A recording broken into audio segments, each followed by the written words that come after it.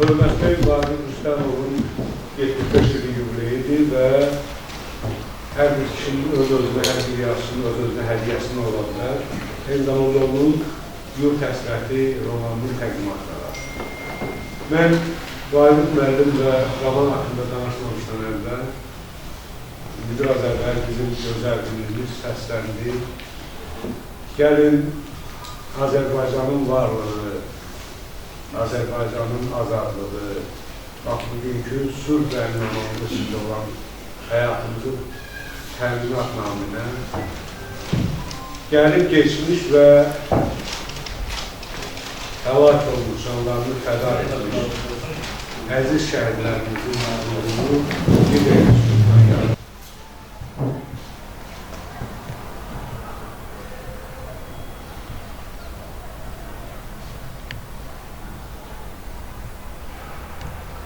Allah rəhmət eləsin. Vahid müəllim uzun müddət pedaqoji fəaliyyətlə məşğul olur. İmişlidə Tarixi Aşinaslı Muzeyinin direktoru olur. Mədəniyyət Nazirliyinin tarixi abidələrin mühafizəsi və bərpası idarəsində baş edilmiş işləyir. Nərmanov rayon icra hakimiyyəti və fərqli qurumlarda uzun məsuliyyətli dövlət vəzifələri. Amma eyni zamanda Vahid müəllim həqiqi vətəndaş və vətənsevər yazıcı kimi bir çox hesab edirəm ki, vacib, xüsusən Azərbaycan tarixi ilə bağlı və Azərbaycanın ağrıları ilə bağlı 5 kitab müəllifidir. Onun Yaşar Süleyman, Səs verən Qaya, Səsin sorağında 2 kitab və bütövlükdə 5 kitabı nəşr olunur. Bir çox mükafatlar alır, Qızıl Qələm mükafatı alır, xalqın nüfuzlu ziyalısı diplomuyla təltif olunur. Yəqin mənim bilmədiyim hansısa digər təltiflər də var. Amma bugün bizim istedadlı və artıq 75 yaşını qeyd edən gözəl yazıçımıza icazə verin.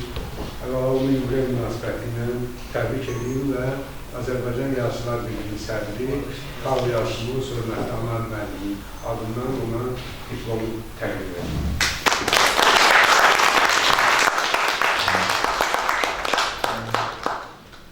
Geçmiş 5 illik yubiley münasibəti ilə yazıçı kulisi Vahid Rüstəmov təklif edir. Vahid təbrik edir.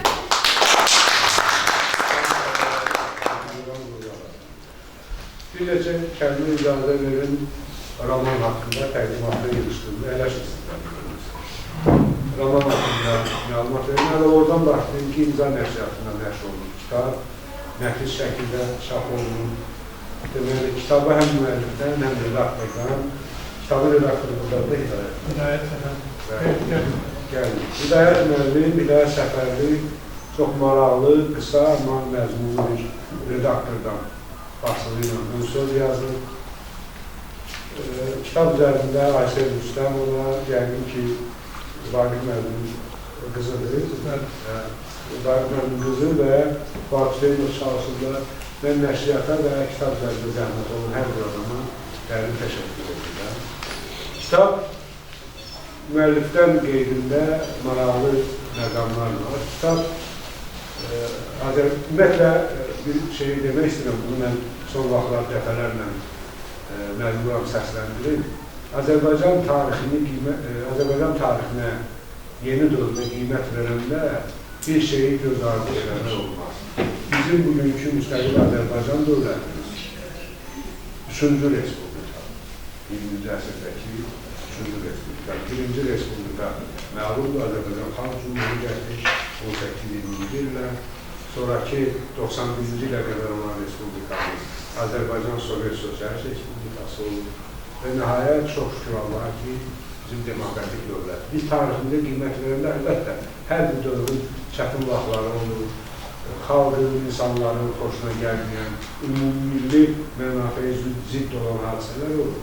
Amma bu bizə əsas verilir ki, biz o böyük bir hissəni tarixindən çıxardaq və onu hesab edək ki, biz elə bu ötən yüzillikdə və indi üçün 2 respublikamız olur. Belə deyil. Sosialist Respublikası dövründə Sovet, Bolşevik, Kommunist maşının Azərbaycan əleyhinə xeyli cinayətləri olub. Biz bunu bilirik, unutmamalıyıq, xatırlamalıyıq. Amma əsla o demək deyil ki, biz öz tariximizdən bu dövrü çıxartmalıyıq. O dövrdə Azərbaycanda kifayət qədər böyük sənət əsərləri yaratdı. Ali təhsil müəssisələri, mədəniyyət ocaqları yaratdı. O dövrdə, burada müəllif də qeyd edir, redaktor da qeyd edir, vaxtilə bizim böyük vətən müharibəsi dediyimiz, amma əslində 2-ci Dünya Savaşı olan, Dünya Tarixşünaslığının qeyd elədiyi kimi bir ağır müharibədən keçmişik.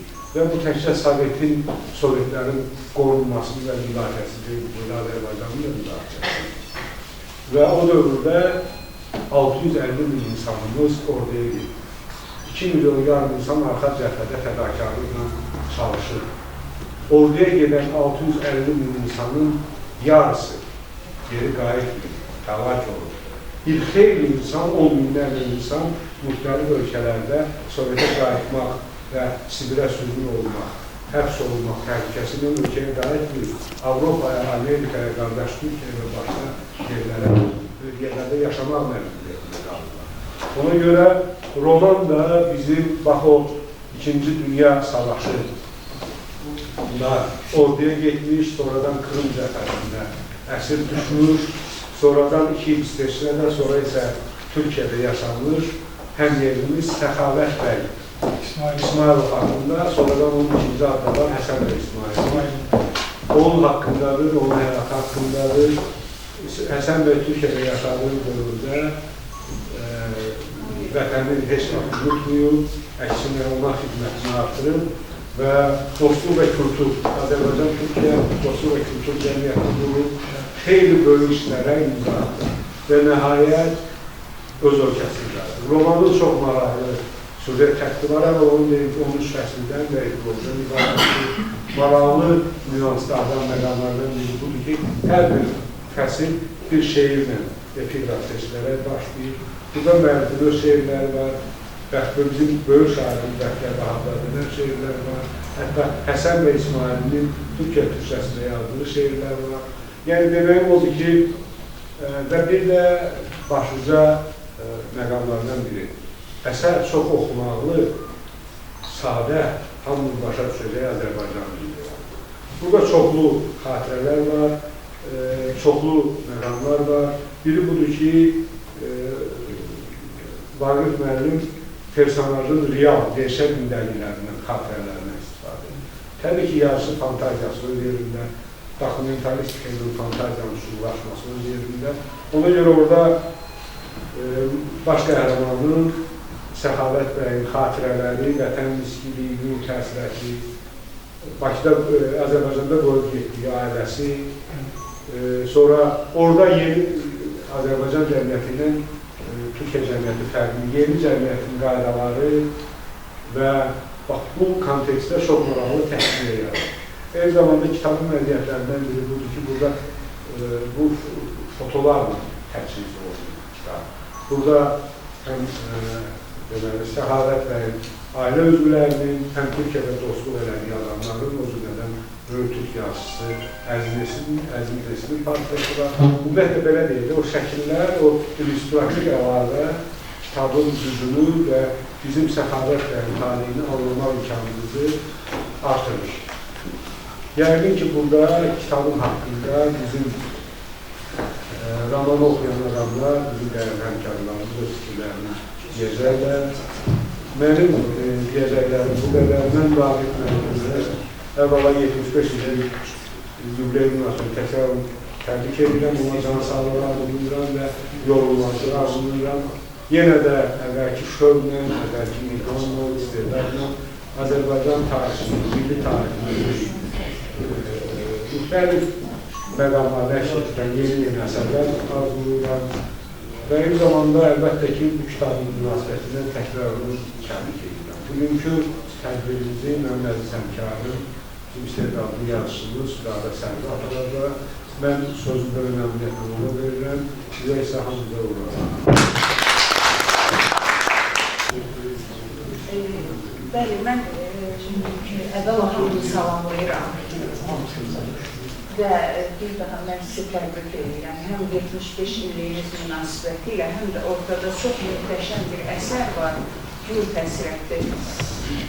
Bu kitabı oxuyandan sonra siz o yazıçının kitabı yazarkən nələr yaşadığını da hiss edəcəksiniz. Və mən böyük məmnuniyyətlə sözü əslən Cəbrayıl torpağından olan, çünki əsərin də qəhrəmanı məhz Cəbrayıldandır. Ona görə də Cəbrayıl torpağından olan Azərbaycan Yazıçılar İttifaqının katibi Elçin, bizim gözəl tarixi əsərlərin, romanların müəllifi Elçin Bilməyir. Mən kitablara burada baxdım, açıq oxumamışam. Əvvəla sizi təbrik edirəm. Amma indi elə dövrdür ki, onsuz da kitabları tez-tez oxumaq olur. Hər zaman oxumaq olmur, onu bir heç-kimdən gərək incilməsin. Amma mən elə hesab edirəm, bir-birimizə fərqli diqqət göstərməliyik və oxumalıyıq. Ən azı tanış olmalıyıq. Kim nə yazır, necə yazır. Mən baxdım, gördüm ki, siz özünüzə məxsus bir üslub seçmişsiniz, ya daha çox diyaloglar, söhbətlər yapıyorsunuz. Bu üslub, romançılıqda ən axıcı və ən tərkiyə də yazılır. Bazarlıq və istedadı dünya görüşünün ona imkan verirsə. Təbii ki, predmet öyrənmədən o söhbəti, o axıcılığı tuta bilməzsən, eləyə bilməzsən. Gərək biləsən ki, hansısa sualları qoya biləsən. Yəni, sən əgər suda üzməyi bilmirsənsə, onun dərinliyi, dayazlığını usta bilə bilməzsən. Başqalarına da məsləhət verə bilməzsən. Bu baxımdan mən düşünürəm, kitablar çox uğurlu olacaq. Sizə böyük, demirəm ki, indiki kitablıqlığı zamanında böyük oxucu kütləsi tökülüb gələcək. Yəni, bunu onsuz da gözləməyib. Ancaq o kitabın, oxuyan adamlar bilirəm ki, o kitabı oxuyacaqlar. Məsələn, oxumaq istəyirlərsə oxuyacaqlar. Yəni, oxumaq istəyən o kitabları oxuyacaq. Yəni, əlləri çatacaqsa oxuyacaqlar. Buna görə mən sizi təbrik edirəm, uğurlar arzulayıram, gözəl bir gündür almışlayıram. Sağ olun. Əsərin qəhrəmanı Səxavət bəy, sonradan Hasan bəy olur. O, böyük 41-45 müharibəsində əsir düşür. Əslən Cəbrayılın Daşkəsən kəndindir.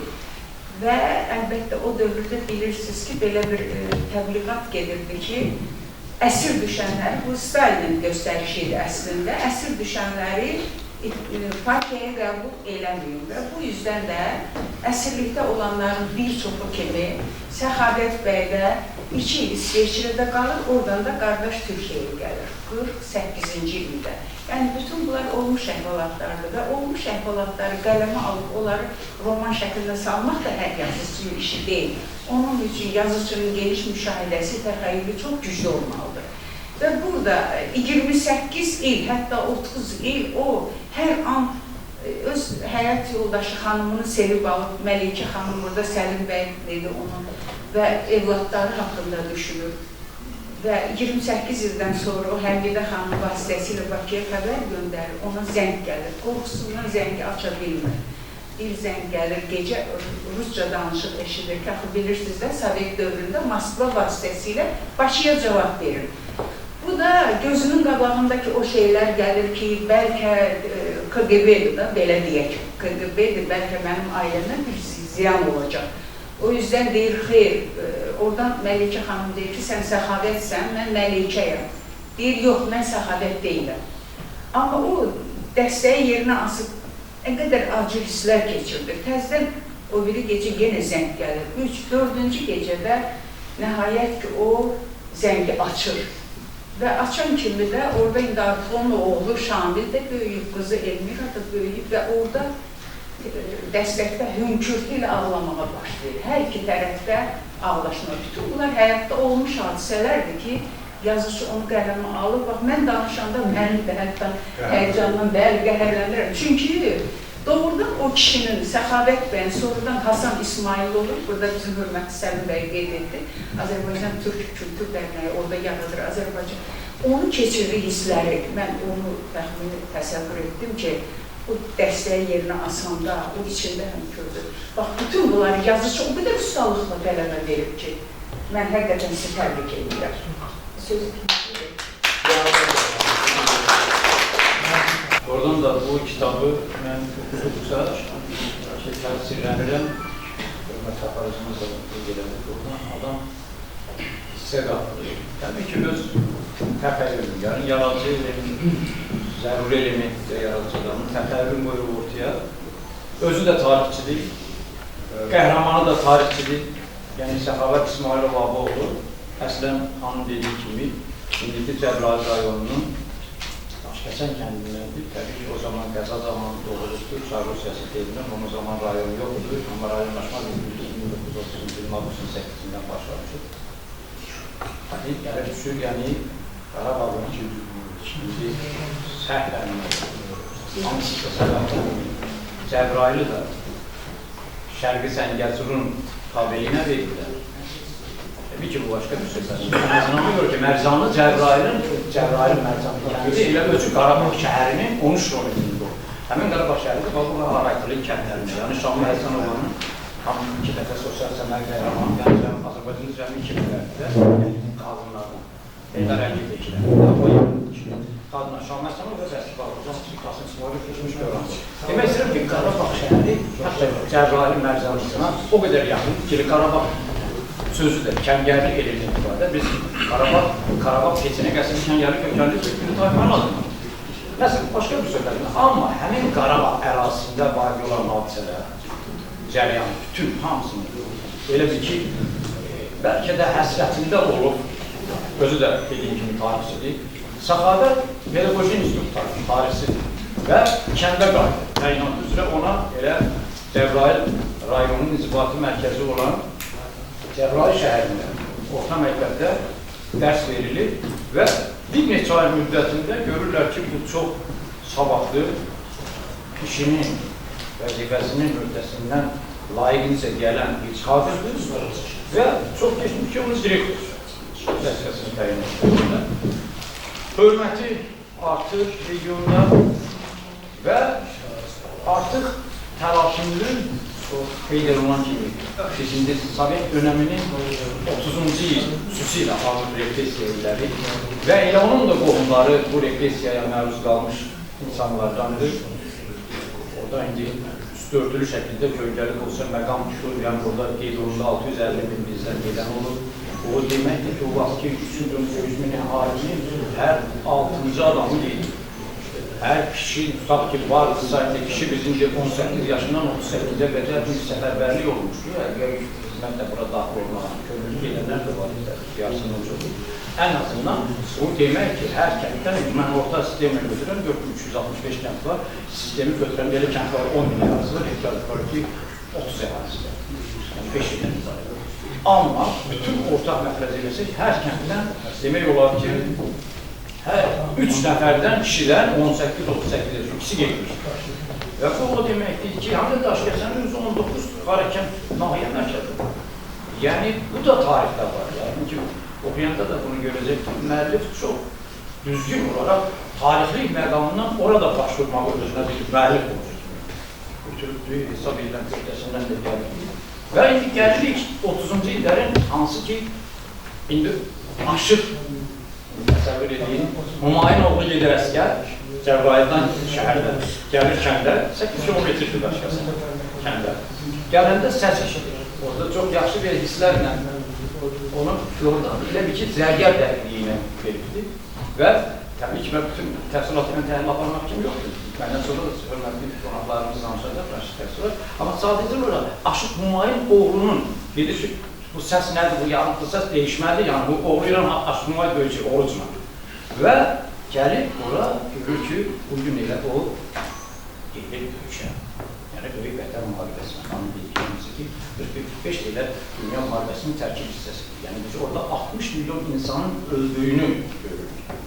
Və bizdən də 650 mindən tam yarısı cəbhədə indi qara kağızlar daxil olmaqla. Sonra indi biz bilirsiniz ki, 138 nəfərlik mənim hesablarını oradan götürdüm, sağ da gəlir. Bunlar da daxil olmaqla bizim yarıya, yəni ora gedən cəbhə bölgəsində şərəfli döyüş yolu keçib həlak olunlarının və yarısı qayıtdı. Təbii ki, sağ-sağ hamısı da nə cür qayıtdı bilirsiniz ki, qadınlarımız olaraq belə də ki, könüllərə getmir. Gəlmə artıq danışaq da, qol yoxdur, qılıç yoxdur, mən də qadın olsam da gəlmə. Amma bəlkə başqa söhbət edək ki, onlar düşünən beynimiz, döynən ürəyimiz nasıl var da, o vaxt istəyir vaxtında hətta imzalar belə yerdə inşallah olacaq. İstəyir mənim vətənim, deyəcəm ki, olurlar, tarixçilər imtihan verəndə humanitər ictimai sahədə bu vardır. Bunu gizlənmir ki, o dövrü keçib gəlmişik, əksəriyyətimiz elə burada həmin dönəmi keçmişik, yaşamış polislərdir. Və Oruç əskər gedəndə, çox müayən olur, o bir neçə aydır ki, bir neçə həftədir ki, müharibə başlayırdı, artıq adamların baxışından hiss edir ki, bu cavan müəllim, məktəb direktoru, niyə sən getmirsən? Bəs özdə müəllimsən, bu hissi içəridə keçilir. Və Oruç gedəndən sonra həmin konsertə, yola da sallar, yaşdaş oldu, göstərir, təsvir edir, bunlar özünü amma bu özü də artıq həmin andan başlayaraq, baxmayaraq ki, direktorlar, müəllimlər, fərqli bulan olurdu, onlar gedə bilmez, istəsədi getməz. Azad olunmuşdur, amma gedir könüllü şəkildə deyir ki, mən gedəcəm və qəti, indi bu hara gidilir? Təbii ki, bizdə Zaqafqaziyanın fərqli olmağı tarixçilikdir. Biz onu həmişə canlıçılıyım məqsədə. Özü müəllimdir, bilir ki, ümumiyyətlə kimin, Kütah Sübrənin prezidenti qədər 10 milyon 300 min əhalinin hansı birini qaldırsan 7-ci, 6-cı, 5-ci babasının arxivi orada. Niyə? Ona görə ki, 200 ildən artıqdır ki, biz Tiflisi, yəni Qafqaz canlıçılığının mərkəzidir. Yəni, hamısı sənədlər oradadır, onların bir hissəsi Leningrada, Sankt Peterburg'a, Moskvaya aparılır, hamısı şəkildə, yəni gezgili təbii ki, amma bir hissəsi durur. Bugün də müəyyən məqamlarda, o cümlədən də təsvir olunan dövrün arxivi oradadır. Təbii ki, onlara Azərbaycan'a mən bildiyimə görə 4-5 tane bir dəlin marmaq sayda insan gedərlər, yəni işləyərlər, orada onlara göstərilir, çəkmə yolda qadalar, özün göçükmə qadalar və s. Yəni, elementlərə bax ki, bəlkə də fitrətən alınır ki, tutaq ki, Vaqif müəllim, Vaqif Rüstəmov bizim yazıcımız, elə bil ki, Səxavət İsmailov o abının oğlu. Elə bil ki, özü olduğunu, elə bir rolun içində biz proqras kimi, bir personaj kimi Vaqifi görürük. Sanki o özüdür Səxavət. Təbii ki, Səxavətin başına o qədər oyunlar gəlir ki, onları bilirsiniz ki, o zaman xanım dedi, amma rəsmi şəkildə nəinki partiya, o partiya ifadəsini işlətdi, amma ittifaqa ölkə qadağanı. Ona görə də, çünki 10 minlərlə insan gəlmişdi və onların başına elə oyunlar açılmışdı ki, hətta orada bir epizod var, deyir ki, Avstriyaya gedərlər, oradan 2-3 nəfər canını qutaran gəlir, 10 mindən. Orada götürüb onların hamısı güllələmişdilər və 2-3 nəfər ki, hazır üçün gəlib demiş, belə deməli, Rusun siyasətinə, yəni orada əsasən yüksəkçinli tabitlərə aparırdılar ki, o zaman belə idi, biz müharibədə görmüşdük, polkovniklərdir, polkovnik, indi eləkdə, polkovnik yetinatlar, hətta generallar da vardı, bizdən bilirsiniz ki, 170-dən çox general düşmüşdür, istəyir general vardı. Onların özlərini qazaq eləmişlər və onların yarısının aqibəti nəcür olurdu, Stalin, biz indi marşallar deyə bir Zhukov da bunu sonra ağzından çarpmışdı, Malinovski də və digərlərdə. Amma əsas oldu ki, onlar artıq ölkəyə gələ bilmir, SSR-yə gələ bilmir, Azərbaycana gələ bilməzdi təbii ki. Amma baxmayaq ki, orada Nuxalı qızından həyat qurmuşdu, Məlikə xanımla. Məlikə xanımın qardaşı, əsərdə görəcəksiniz, çox yaxşı obrazla verir. Deyir ki, özü iş adamıdır, yəni buradan dəri və digər tutaq ki, aparır bazarlarda, satır çox iş adamıdır və anası ilə buna qayğısı göstərdi, gəlində yeməyi işləyə, paltarı yumar. Çox elə bir həssas qələmlə işləyib ki, Vaqif müəllim, doğrudan da adam, elə bilsən, hadisələrin içindəsən. Sanki elə bilsən ki, Daşkəsənin Hündür dağlarının, yəni orada Tonqalı da yanında ötürür, hətta baxır, Arasından yuxarı biz Qarabağ deyirik, Arasından aşağı Qaradağ. Düzdür, hər baytaqda olan Qaradağ. İndi Qarabağ ilə Qaradağın arasında oradan deyir ki, yüksək torpaq, yəni təpənin üstündə biz relyefi götürürük, müsbət relyef formasında təpə dağ. Burada da Cəbrayılın dağı. Yəni Tonqal qalınanda ən azından aydın hava olanında açıq gözünə insan görür, bir 20 kilometr məsafə aydın görür. Necə ki, vaxtıyla mən özüm də oralıyam, yəni Füzuli rayonundan, orada görmüşəm. Və gedir, bunlar Tiflisə, orada qaldı. Onun qardaşı, bunlar 4 qardaş, 4 bacıdırlar səfərində. Qardaşı, həyat yoldaşı Məlikə xanımla Elmira doğrulubdur, Elmira bunu yola salanda 9 uşaq əl eləyirdi. Yəni, sanki deyir, yola arzu edir ki, yaxşı yolda, sağ edib gələsən, at. Amma, üzr istəyirəm, körpəsi də bətnindədir. Yəni, Məlikə xanım. Və bu Şamil olacaq. Yəni, doğulacaq, uşağın adını Şamil qoyacaqlar. Hətta Şamilin şəkli, yəni, o Tiflisdəki şəkli də göndərəcək ona. O da, indi Keşdə, Sevastopol Krımda oldu. O Krımda olduğunda gəlirdi. Amma bunlar ki, siz, mən o yerlərdə olmuşam, qəhrəman şəhərlərimiz, bunlar görəsən sizə də bizim tariximiz çox gözəl gedir, aparıcımız ki, biz onların üstünə keçə bilmərik. Çünki onlar 30-40-cı illər bizim içimizdə deyil, o içimizdə qalır. Onu unuduq, biz 60-a tullana bilmərik. O tariximiz, demək istəyirəm ki, o dönəmlərdə, 41-də, 42-ci ildə bu asır düşəcək. Keşdə, artıq görürsünüz, şimdi bizdə, siz bilirsiniz də, bizim 416-mız olacaq. Amma ondan da bax, 402 var, 77 yaranacaq, 200, amma bunlar azı milli qvarsiya, milli bizim hərbi hissələrimizdə yazın bilirsiniz. Amma Taganrog sonraki, amma baxmayaraq ki, Taganrog təltif olunacaq, qırmızı əmək bayrağı və s. Amma bu o tərkibə düşə bilir. Çox maraqlıdır ki, talara bax, Tiflisdə həm də Rus dilində yaxşı bilir. Hətta bunu Türkiyədə də görəsiniz, Avstriyada da, digərində biz görürük ki, Avropada yaşayanda da Rus dilini bilməsin. Buna dividend gətirir. Bəlkə də bu, tutaq ki, başqasına 10 frank veriləcəksə, 250 frank verirlər buna. Orada göstərəcəksə, oxuyanlar onu biləcək. Amma mən gəlmək istəyirəm ki, bu müharibənin dəhşətləri var. 2 dəfə biz müharibə gördük. Elə son 30 ildən göstər, 6 il, 88-dən 94-cü ilə qədər mayın 12-sində müharibə, 1-ci Qarabağ müharibəsi tutarmış hesab olundu. Əslində o, Bişkek protokolu deyil. Mən açıq sizə deyim, bu Kazimir proqramı idi. Məni güllələsələr də mən bunu deyərdim. İstəyirsiniz, dairə başqamanlar olsun. Amma həmin dönəmdəki 6 ildə biz 18.500 şəhidlər. Məlumat üçün deyim ki, Azərbaycanda da sən çox kitab yazan mənimlərdən biri mənəm, 150 kitab yazmışam, 100-ünü çap eləmişəm. Elə bunun 60-a qədəri şəhidlərdən, bütün şəhidləri yazmışam. Bizə, harada saat neçədə, ayın neçəsində, hansı kəndinin ərazisində şəhid oldu. Və 2-ci Qarabağ müharibəsini biz 26 il gözləmək məcburiyyətində qaldıq. Və bu dəfə 8 dəfə döyüş oldu. Heç bir müharibəyə çevrilmədi. 2-4 günlük oldu. Aprel döyüşləri 2016-cı ildə və Tovuz döyüşləri iyul 2007-ci ildə. Amma eləsi oldu ki, günlük oldu, eləsi oldu 2 günlük. Məsələn, Mübariz İbrahimovun, bizim milli qəhrəmanımız. Onun əməliyyatı 2010-cu il, 18-dən 19-un iyun keçən olmuş. Amma Ağustun 14-cü ildə, Ağustun 1-2-sində, yəni bunları sizə bilirsiniz, siz daha yanılır. Amma müharibə elə şeydir, bizim də 4776 itki nəsil biri olmuş. Bugün də onların 800-ünün sabırlatında əlimizdə material var, amma onları müharibə, yəni 2-ci müharibədən, qələbədən çıxanın sonra 6 ildir ki, ancaq 4-ünü tapamamışlar. İndi deyəcəm mən ona görə, bu da əsir düşmüşdür. Yəni, Səxavət dediyimiz, Hasan dediyimiz Bay Hasan əsir düşmüşdür. Keşdə, yəni Krımda. Və bunları, təbii ki, yapaqlılar, apardılar Avropaya və çox məşəqqətli günlər yaşadı, illər, aylar yaşadı və sonralar hansı ki, 2-ci Qarabağ, 2-ci cəhtaçılarında 4-cü iyununda onda bunlar sevindirər ki, aha, artıq sürətlə geri qayıdır, yəni Almaniya doğru qayıdırlar, mücahid istiqamətlərindən Alman evlislərin, faşistlərin üzəri və biz yaxın aylarda qaydırırıq ölkəmizə. Təbii ki, bu propaganda, təşkilatıdır. Amma ev oldu ki, doğrudan da müharibənin sonu artıq may, qələbə, amma bunlar Stalin dediyim o məlum fərmanı artıq imkan vermir ki, ölkəyə yazsın.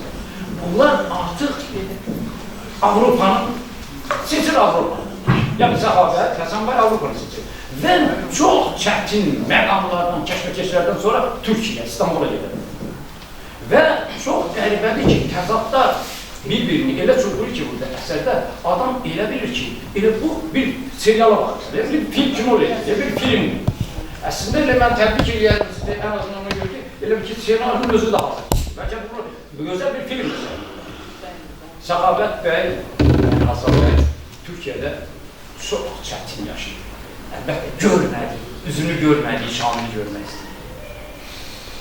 Müxalif şəkili, həyat yoldaşını, Məlikə xanımı görmək istəyir.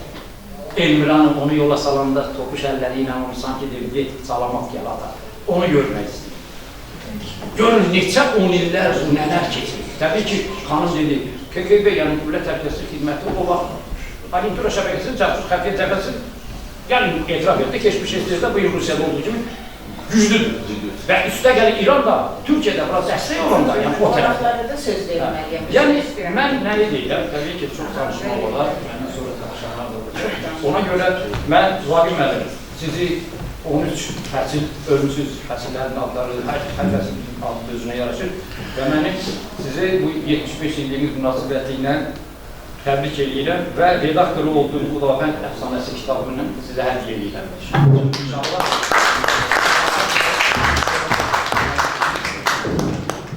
Çox biləm, nə vaxt nə lazım olsa günümüzdəyik. Çox sağ olun.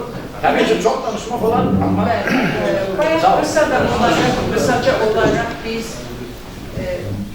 deməli, Səxavət bəy evladları haqqında danışdıq. O cümlədən biz orada bayaq Şamil bəyin, onun evladı ikinci evladı olurdu.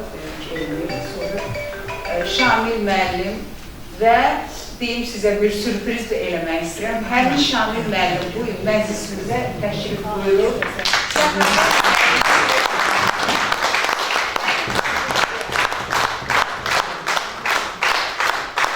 Doğrudan sizin gəlişiniz və eyni zamanda Elmira xanımın evladı Fuad Hüseynov.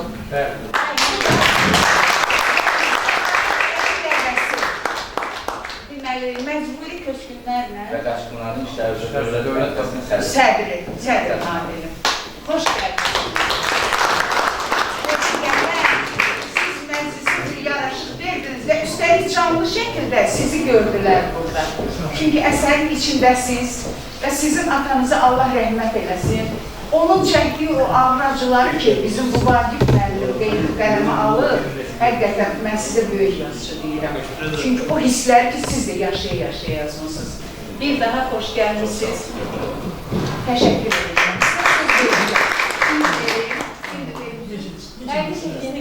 Hə, bəli, buyurun.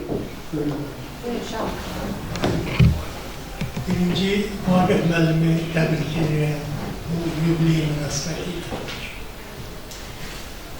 Neçə illərə çıxarsınız. İkinci, bütün bu Vaqif müəllimin qeyd etdikləri bu kitabda yazılan bütün o hadisələrin mən canlı şahid olmuşam. Təbii ki, o Allah rəhmət eləsin bütün ölənlərimizə. Nə qədər ki, rəhmətə getməmişdən qabaq, mən əlaqəmiz vardı, gedib gəlirdim. Ona görə deyirəm ki, mən canlı şahid olmuşam. Əsas bir şeyi mən qeyd etmək istəyirəm. Bizim birinci nətər atamızdan xəbər gəlməsə, atamızın sağ olmasını biz necə bildik? Biraz çok üzü istəyirəm, biraz baş ağrısı verərəm bəlkə də. Bizim çok tanınmış istedadlı şair, xalq artistimiz var, Məhəmməd Rıza Şıxsamal. Onun bacısı vaxtilə müharibədən qabaq, hələ sərhədlər o qədər belə deyildi. Bir Türkiyə ələ gedibdir, İstanbul'da yaşayır. Adı da Həmidə xanım. Bir gün bu Məhəmməd Rıza Şıxsamalov bacısını bura Azərbaycana dəvət edir. Həmidə xanım o vaxtı siz hamınız bilirsiniz ki, bura hər adamı bırakmır. Gerek ya büyük istedadlı bir adam olur, ya büyük felsefesi olaydı. Ondan sonra Məhəmməd Rıza Şıxsamalovun bacısı gələndə Bakıya. Bakıda onun bütün qohumları evlərində qonaq dəvət edirdilər. Orada yaşadığı evdə Oktay adında bir nəfər vardı. Oktay'ın hanımı, o Oktay Gəncəliydiler, Məhəmməd Rıza Şıxsamalov da Gəncəliydi. O bacısını oraya dəvət etdilər, qonaq dəvət etdilər. Bacım ilə qapı bir qonşudular. Bacımın da xəbəri yoxdur bu işlərdən. Orada qonaqlıq vaxtında tabii hamı orada suallar verirlər ki, Azərbaycandan kimlər var orada? Hamının bilirəm ki, siz də hamınız yaxşı bilirsiniz ki, elə bir ailə yoxdur ki, onun itkini olmasın. Hamının itkini var. Hamı istəyir ki, bir xəbər bilsin. Bundan qadından soruşurlar ki, kimlər var Azərbaycandan oradan? Kim var, kim var? Deyir, vallahi bir nəfər var orada, Azərbaycanda. Adı da Həsən bəydir. Onun dediyinə görə, Həsən bəyin dediyinə görə, burada bir oğlu qalır, bir qızı qalır. Oğlunun adı Şamildir, qızının adı Elmira. Neyse bu söhbət qutaran kimi, bu Oktay'ın xanımı hemen çıxır, mənim bacımın qapısını döyür, deyir ki, ay Elmira xanım, bizə Türkiyədən bir qonaq gəlir, misafir gəlir. Bəs belə bir şeylər deyir ki, bir nəfər Həsən bəy var orada. Burada oğlu var, kızı var, oğlunun adı Şamil'dir, kızının adı Elmira'dır. Bəs mən də bilirəm ki, sizin də qardaşınız var Şamil, bir də sizin də atanız müharibəyə gedib gəlməyib, onu da bilirəm. Bəlkə siz ola bilərsiniz. Neyse Elmira, bacım, Allah rəhmət eləsin ölənlərimizə. Allah rəhmət. Rəhmətlik gəlir, bu qonşu gələn, içəri girər girməz, Həmidə xanım qalxır ayağa, deyir ki, ay Allah'ım deyir, insan insana nə qədər benziyərmiş. O qədər benziyir ki, adama deyir ki, sən Həsən bəyin qızısın. Bacım deyir ki, Allah rəhmət eləsin, rəhmətli deyir ki, mənim atamın adı Həsən bəy deyil. Mənim atamın adı Səxavətdir. Deyir, qızım, ola bilər səxavət olsun, amma şeydir, onun bu müharibə vaxtı çox adamlar deyir, adları dəyişdilər, neynədilər, ola bilər ki, belə adın dəyişir. Bir də deyir ki, atanız zərgərdir, zərgər işləyir o. Bacım deyir ki, mənim atam heç vaxt zərgərliklə əlaqəsi olmuyordu. Mənim atam burada tarix müəllimi olubdur, məktəb direktoru olubdur. Onun zərgərliklə əlaqəsi yoxdur. Ona görə o ola bilməz. Ola bilsin ki, o deyil. Neyse, çox uzun, qısa söhbətdən sonra deyir ki, qızım, baxın, məndə Həsən bəyin telefonu var. Bir də deyir ki, atanızın bir dənə də qardaşı var orada, Nuri. Deyir ki, atamın qardaşları, 2 dənə qardaşı var buradadır. Amma Nuri adında qardaşı olmuyor. Tamamen bacım yüzükü yok, bu bizimki değil. Çok ayağın dediğim ki odur. İstiyorsanız telefonu verin, zəng edin. Ben de o vaxtı bacım burada ərdiydi, mən də institut oxuyordum, o kişilərdə qalırdım. Bacım xəbər göndərdi ki, sabahsı günü ay Şamil gəl, buraya bizə gəl. Gəldim, dedi ki, bəs bu xanım, belə bir xanım gəlib axşam, mənə belə bir sözlər deyil. Bizim də Allah rəhmət eləsin ölənlərimizə yenə anamız da rayonda olurdu. Anamızı çağırdı, gəldik, üçümüz də getdik, bu Həmidə xanım gəldi. Həmidə xanım da Məmmədəzələ Şəxsəmənovun evində olurdu. Getdik ona, onun yanına, üçümüz də getdik onun yanına. Xanım ayağın dirək ki, odur. Alın telefonu, gedin, zəng edin. Bu kitabda Vaqif müəllim bunun əksəriyyətini yazıbdı, göstərirdi. Amma mən bunun canlı şahidi olmuşam. Neyse, gəldik o vaxtı ancaq Türkiyə ilə, xarici ilə danışmaq gecə saat 2-dən sonra olurdu. Bir də mərkəzi posta olurdu. Neyse, gecə saat 2-də gəldik mərkəzi posta. Burada zakaz verdik. Dediler ki, oturun, gözlüyün. Birazdan sonra, biraz geçenden sonra dediler ki, İstanbul 3. kabineye. Anam, bacımla girdik 3. kabineye. Anam trubkanı götürdü. Dedi ki, alo, alo, alo, alo. Alo cevabı gelen kime? Dedi ki, sen Səxavətsən. Dedi ki, xeyr, yanlış nömrə yığılsınız. Mən Səxavət deyiləm. Trubkanı da qoydu gələ. O vaxt ikinci səfər qalbada zəng eləmək üçün gərək bir saat yenə gözləyirdiniz. Nasıl dedi ki, yox, neyse körpeşten çıktık geldik. Həmidə xanım da bize dedi ki, mütləq mənə cevabını bildi. Sabahsı günü yine geldik Həmidə xanımın yanına. Həmidə xanım dedi ki, oldu, o neyse korku özünü bildirmeye şey demeyin. Dedi yine danışın. Geldik yine danıştık, yine gece bizi bağladılar. Yine de kişi dedi ki, ben düne dedim, axı mən deyirəm. Yine telefonu koydu. Yine Həmidə xanıma geldik. Həmidə xanım dedi ki, gedin bir sefer deyin ki, Həmidə xanım Bakıdadır. Həmidə xanım Bakıdadır. O deyir ki, siz sağsınız. Geldik 3. defa şey eləyəndə, anam trubkanı götürdü. Ama çok da pert olmuştuk ki, eğer budursa niye yok deyir. Ona göre biraz pert olmuşlar elbette ki, anamla pert olmuştu. Dedi ki, senden çok xahiş edirəm. Trubkanı hemen yere koyma, kulak as. Ben Melekiyəm. Sen atanın adı Abıdır. Ananın adı Pəridir. Ananın adı Pəri olur, Pəri. Bacılarım var, 4 tane bacım var, 2 tane kardeşim var. Hamısının bir saydı. Anam adlarını saydı onlara. Bir de hamısı da sağdılar. Senin oğlun da, kızın da yanındadılar. Eğer sen Səxavətsense benim ben. Biz de oradan ses gelmiş. Neyse, o da trubkanı yere koydu. Birden dedi ki, eğer ben istəyirəm oğlumla danışam.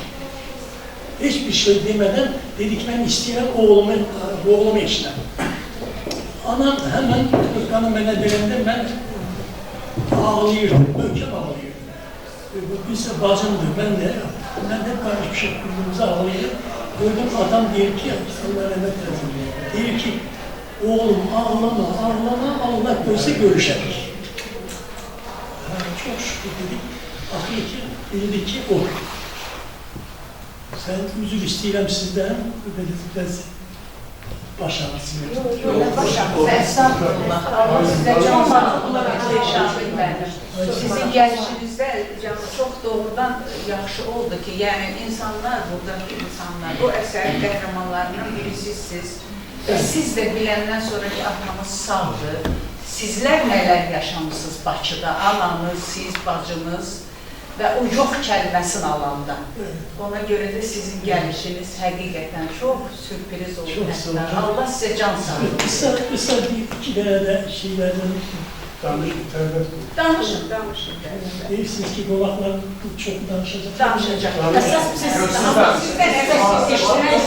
sizden hamımızı görərsiniz. Həmidə xanım gedəndə biz bütün ailəlikcən şəklimizi çəkdirdik, neylədik, hər şeyi göndərdik. Ondan sonra telefon danışığı açıldı. Danışıqlar oldu. Bir də rəhmətlik Niyazi bəy, Fikrət Əmirov, Rəşid Behbidov, İslam Rızayev, bütün o tanınmış Şövkət Ələkbərova, Zeynəb xanlarına, hamımızı oraya gediblər, orada rəhmətlik atamla görüşürlər. Onlar da gələndən sonra buraya əlaqəmiz açıldı. Söhbətlər oldu. Bir gün bizə telegramla gəldi ki, məni Leninakan'da qarşılayır. 2 gün o telegram 2 gün sonra gelecek Leninakan'a. 2 gün qabaqçadan biz getdik. Ben bacımın yoldaşı, bir de benim yakın bir dostum var, Elxan, o. Üçümüz gittik Leninakan'a, gittik Tiflis'e, Tiflis'ten de Leninakan'a. Çünkü o vakti Katar Kars'tan Leninakan'a gelirdi. Getdik Leməkana, dediler ki toyu saat 5'te gelecek. İnandırıram sizi, ben saat ya 7 idi ya 8 idi geldim oturdum vağzalda. İstəyirəm, hər çəkinin bir qırağa ağlamaq istəyirəm ki, təklikdə biraz ürəyimi boşalım. Bir tərəfdən özümü çox xoşbaxt hesab edirdim ki, bəlkə də 100 minlərlə itkinlər vardı, tapa bilmirdilər, tapmadılar da. Amma mən tapmışdım. Bir tərəfdən xoşbəxt idim, bir tərəfdən də belə bir ağırlıq vardı bizdə. Neyse, geldik Leməkana, tezdən oturdum, gözləyirəm, ağlayıram. O yoldaşım, benim dostum, geldi ki, mənə zarafat edir ki, mənim könlümü alsın, biraz şey eləsin də mənə, ovuştursun. Dedim, İlhan, sen çok xahiş edirəm səndən, ne olur, gedin o tərəfdə, ben biraz burada sakitləşirəm. Neyse, saat 2 oldu, 3 oldu, ne oldu? Bir de benim İlhan yine geldi ki, ay Şamil, Flora xanım səni istəyir. Deyirəm ki, İlhan, Flora kim? Deyir ki, Flora Kərimov. Deyirəm, İlhan, bu vaxt onun zarabat yeridir. Dedim, mən də haylıyam, sən də haylasan, Flora xanım səni istəyirlər. Dedi, valla Flora xanım səni istəyir. Dedim, yox, get. Neyse, bunu getdi. Biraz keçdi, mən də başım aşağıdır, başını belə qaldırdım, gördüm ki, Flora xanım dayanıb mənim qabağımda. Oğlum, niye? Kardeşim yok, oğlum deme, o cavanın qabağında. Kardeşim ağlama. Bəs niye ağlayırsan? Belə. Bəs İbrahim gəlir, İbrahim Topçubaşev. İbrahim Topçubaşev de Flora'nın yoldaşıydı. Flora xanımın yoldaşıydı. O Flora'ya yazıb ki, mən gəlirəm, Leməkanda olacaq ayın neçəsində. Mütləq 2 maşından gəlir. Mənim yaxşı bir qonağım gəlir. Bir dənə də maşın onun üçün gəlir. Flora'da 2 maşından gəlibdir Leməkana. Bir bəs belə, İbrahim mənə deyib ki, belə qonağım gəlir, qarşılayın mənə. Dedim, yaxşı, neyse durdu, deyəndən sonra, Flora xanım deyəndən sonra gəldik, mən girdik oluma, gəldik, oturduk. Poyuzun da gelmeyine az kalıbdı, bir yarım saat vaxt kalıbdı. Neyse, poyuz geldi, dayandı. Vagonlar. Aşağıda peronda adam çoktu, vagonda 2-3 nefer var. Biri Topçubaşev, o görünkür. Tamam da orada. Bir de soldatlar var orada. Vagonda yani 2 nefer gelenler. Biri Topçubaşev'di, bir de atam. Neyse, dayandı, Topçubaşev düştü, gitti. Atam düşende, soldatlar geldiler, 2 tarafı da böyle avtomatla dayanıklı. Yolu kestiler ki, atam orada düşecek vagondan, promoy gitsin Tamoşni'ye. Bu düşen kimi biz ne tevbe olursa bir aradan imkan taptık, birbirimize sarıldık, kucaklaştık. İlk defa bizi ne tartışıla, o dartı o yana, bu dartı o yana ayırabilmeler. Kişi de ağlayır, ben de ağlayayım. Neyse sonra Topçubaşev rehberlik geldi ki, oğlum icazı ver, bir 10 dakikalık, 15 dakikalık şeyi var. Tamoşni'den geçmeliyiz. Geçecek, ondan sonra atam senden bir yıl olacak. Narahat ol. Dedim yaxşı. Neyse geçtiler içeriye. 15 dakika geçti, kurtardı. O yoklama Topçubaşev'in o vakti orada tanıştığı çoktu. Hiç uzun çekmedi. Dedim 5 dakikaya, 10 dakikaya kişini bıraktılar. Geldi oturdu elədik. Dediler ki, oca akşam saat 8'den sonra da dediler ki gece vakti çıkmak olmaz, çıkmayın. Ben dedim ki yok, mütləq biz çıkmalıyıq. Çünkü kişi rahmetli 10 günü gelir. 10 günün her bir günü bizim için ne kadar kıymetlidir. Bir gün tez gitse, Bakı'ya çatsak, o bizim için hayır olur. Ben İbrahim Bey'e dedim ki, çok karşıyla, mümkünse bu gece indi çıkar. O da gördü ki çok şeylerden bir daha ne var? Çak. Biz de oradan yine elada bir, çünkü rahmetliğin şeyi çok oldu. 2 maşına ancak yerleştik. Biz de elada bir tane maşın tuttuk. Çıktık 3 maşın bir yerde geldik. Bütün geceni geldik. Seher saat 5'te çattık Bakı'ya. Çattık 5. mikrorayona. Ben dedim ki, İlhan'a da dedim, bizim rahmetli Yezneme de dedim ki, hele siz çıkmayın. Ben çıkın çünkü saat 5-6'nın yarısı. Bilirəm ki, evdekiler de yaxşı deyil. O çıkın onları hazırlayın, hazır olsunlar. Ondan sonra ben size işaret edeyende çıkarsınız yukarı. Dediler ki, ne olur, yaxşı. Ben çıktım yukarı, geldim kapını duydum, kapını açtılar. Ay Şamil, gelmişsiniz, dedim gelmişim. Kişi dedim, otelde. Durun, giyinin, hazırlaşın, gidilir otele. O vakti mutlak birinci otele gitmeliydiler. Çünkü biz başından geldiğimiz için ben dedim ki eve gidelim. Neyse bunlar kim ne giydi, ne inediler, başlayamsa ne hazırlaştılar ki çıkmaya. Ben çıktım balkondan elelerim ki gel. Geldiler, kapı dövüldü, bacım girdi. Rahmetli kapını açanda atam, Yeznemiz kapıda durdular. Ay Allah, o sahneni danışmak mümkün değil. Neyse, girdi içeri, bacımın yüreğe girdi. Ben de bir taraftan. Ama anamız, Allah rahmet eylesin, hiç özünü görürəm ki, itirmeyeydi. Ben bir tane de orası yadımdadır ki, size diyeyim ki, hele ben uşağıydım. Anam ya köynəkləri yuyardı, ya şalvarları yuyardı, neyini rahmetli atamın şeylerini yuyardı, asardı. Ay arvad bunu giyen yoktu, bir şey dedi. Fakat arvad bunu kendini öz yüreğinde yaşadırmış. Güya giyipti, vakti de uyumak lazımdı, asılmış, yaşayırmış, o paltarlardan yaşayırmış. Gördüm arvad hiç, ben ondan korkurdum ki anama bir şey olacak. Gördüm arvad özünü itirmedi. Dayanın, yol gelipti, yoruluktu. Neyse kucaklaştılar, öpüştüler. Dedi ki sen yoruluk gelmişsin, yol gelmişsin, tez otur, senin ayağına yumak lazım. Tez içti su getirdi, leğen getirdi. Yazık, rahmetli kişi de ne değil, o ne değil. Ay Melike, yemeği koy kalsın, birazdan yok dedi, yorulursa, sen yorulduğun çıkmalı. Neyse çoraplarını çıkarttı, başladık bunun ayakları yumaya. Hamımız da mehter kalmışlar. Böyle bakırıq ki, ne oldu, ne kaça kaçtı?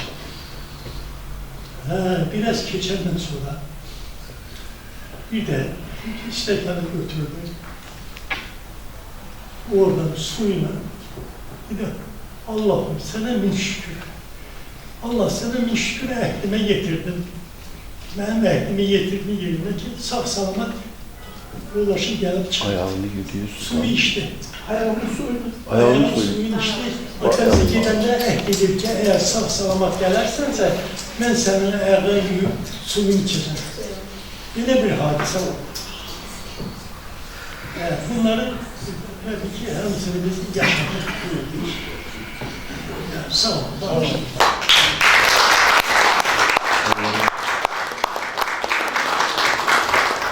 Qardaşımın o çıxışından sonra da səsim titrəyir, ürəyim göğüyür. Heç də hasant deyil bu, bundan sonra çıxış edilmək. Odur ki, ötər özümü ələ alır, danışacağım. Bugün hər birimiz tamamilə bədbin bir nota kökləndik qardaşımın çıxışından sonra. Mən Yurt Həsrəti kitabını oxumuşam. Onun bədii məziyyətləri haqqında danışmaq istəyirdim. Amma canlı şahid olaraq Şamil qardaşımın çıxışı o kitabı daha da mənim təsəvvürümdə gücləndirdi, daha da örnəkləndirdi, daha da yaddaşıma həkk elədi, unudulmaz bir əsərə çevirdi özün də göylüyə dinlədim və danışıram. İstəyirəm biraz da əsərlərimizi başqa bir səmtə kökləyək. Bu qəmli çıxışdan sonra təbii ki, yeni bir hissə qapılmaq da yaxşıdır. Bugün çox hörmətli dostumuzun həm də 75 illik yubileyidir. Onun kitab təqdimatını məhz düşünərək bu günə salıblar. Bəlkə özü düşünüb belə bir addım atıb, bəlkə dostları, çevrəsində olan kimlərsə bunu düşünüb belə məsləhət görürlər, bilmirəm. Amma mən onu bilirəm ki, bu günləri 75 illik təntənəsinə toplaşdığımız yazıcı dostumuzu ürəkdən təbrik etmək hər birimizin ümdə və əsas borcumuzdur. Deyirlər, insan ömrü talelərlə müşahiyyət olunur. Taleni biz görmürük, tale bizi izləyir. Ona görə də talelər müxtəlif olur. Biz talelərə qədəm qoyduqca onu yaşayırıq. Beləcə talelər insan ömrünün ahəngi olur. Yaşandıqca insan ömrünün mənasına çevrilir. Vaqif qardaşımın həyatımla müəyyən qədər tanış olmuşam. Uşaqlarından bu günə qədər görmüşəm onun tələbə taleyi olub, ailə taleyi olub, ailə başçısı olmaq taleyi olub, müəllimlik taleyi olub, babalıq taleyi olub və nəhayət o taleylər içərisində bir də Vaqif müəllimin yazıçılıq taleyi olub.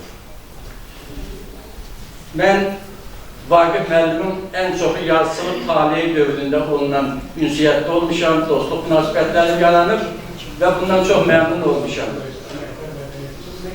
Vaqif müəllimin yazıçılıq taleyi sözün həqqi mənasında ona bir şöhrət gətirir, qüdrət gətirir.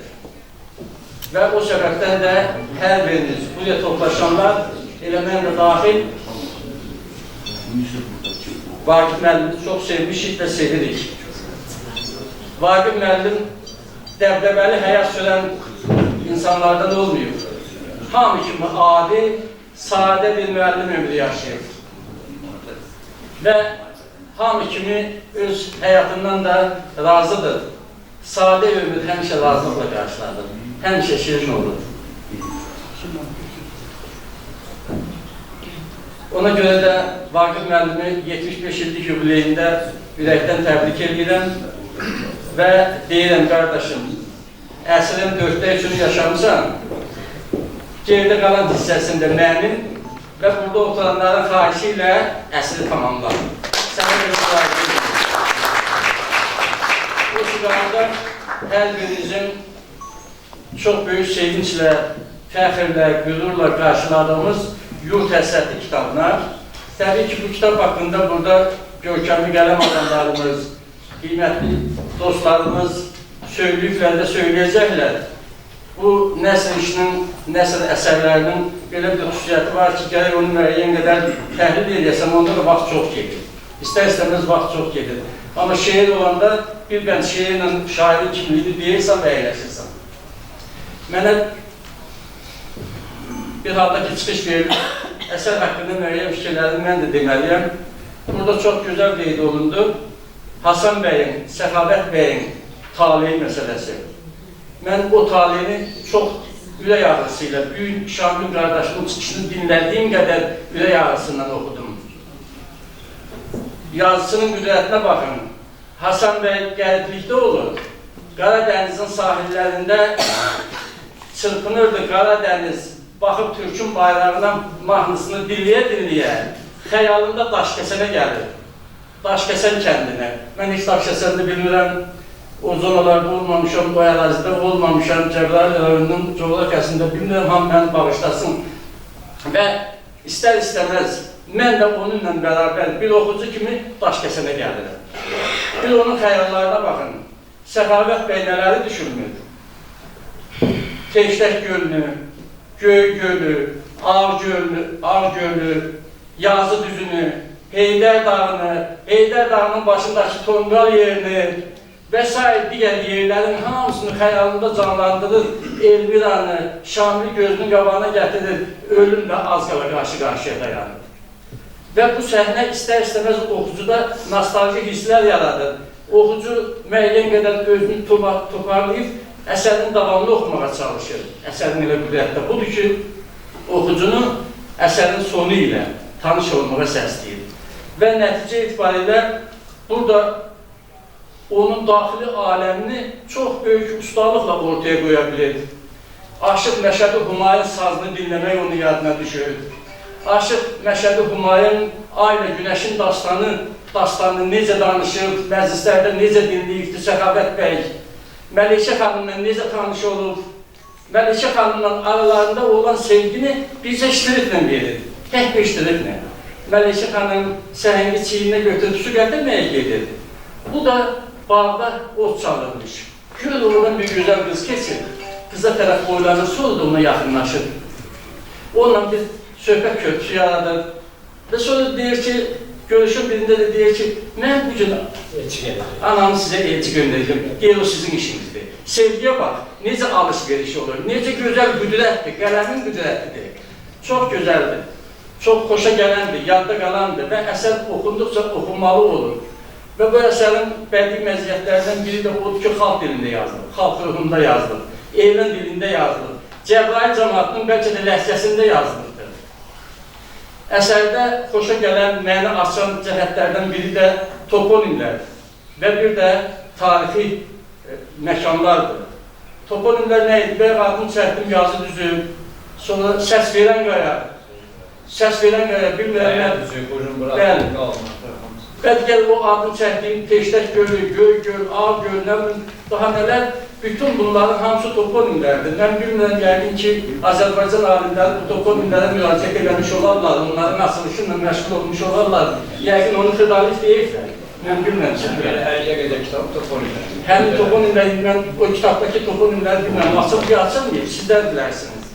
Eyni zamanda çox maraqlı bir geyim var. Daş sərdabələr, daş sənduqələr, kulqanlar, katakombalar, Vaqif müəllim özü tarixçi olduğuna görə bunlara xüsusi olaraq bəlkə də qabardır. Və bütün bunlar hamısı oxucuda belə bir hiss yaradır ki, bu yerlərin əhalisinin tarixi minillərin o üzrə gedib çatır. Bununla bu əsər həm tarixi rol oynayır, həm gələcək nəsillərə toponimlərimizi, eyni zamanda belə deyək ki, tarixi terminləri öyrədir, aşılayır, beləcə oxucuda gözəl bir təəssürat yaradır.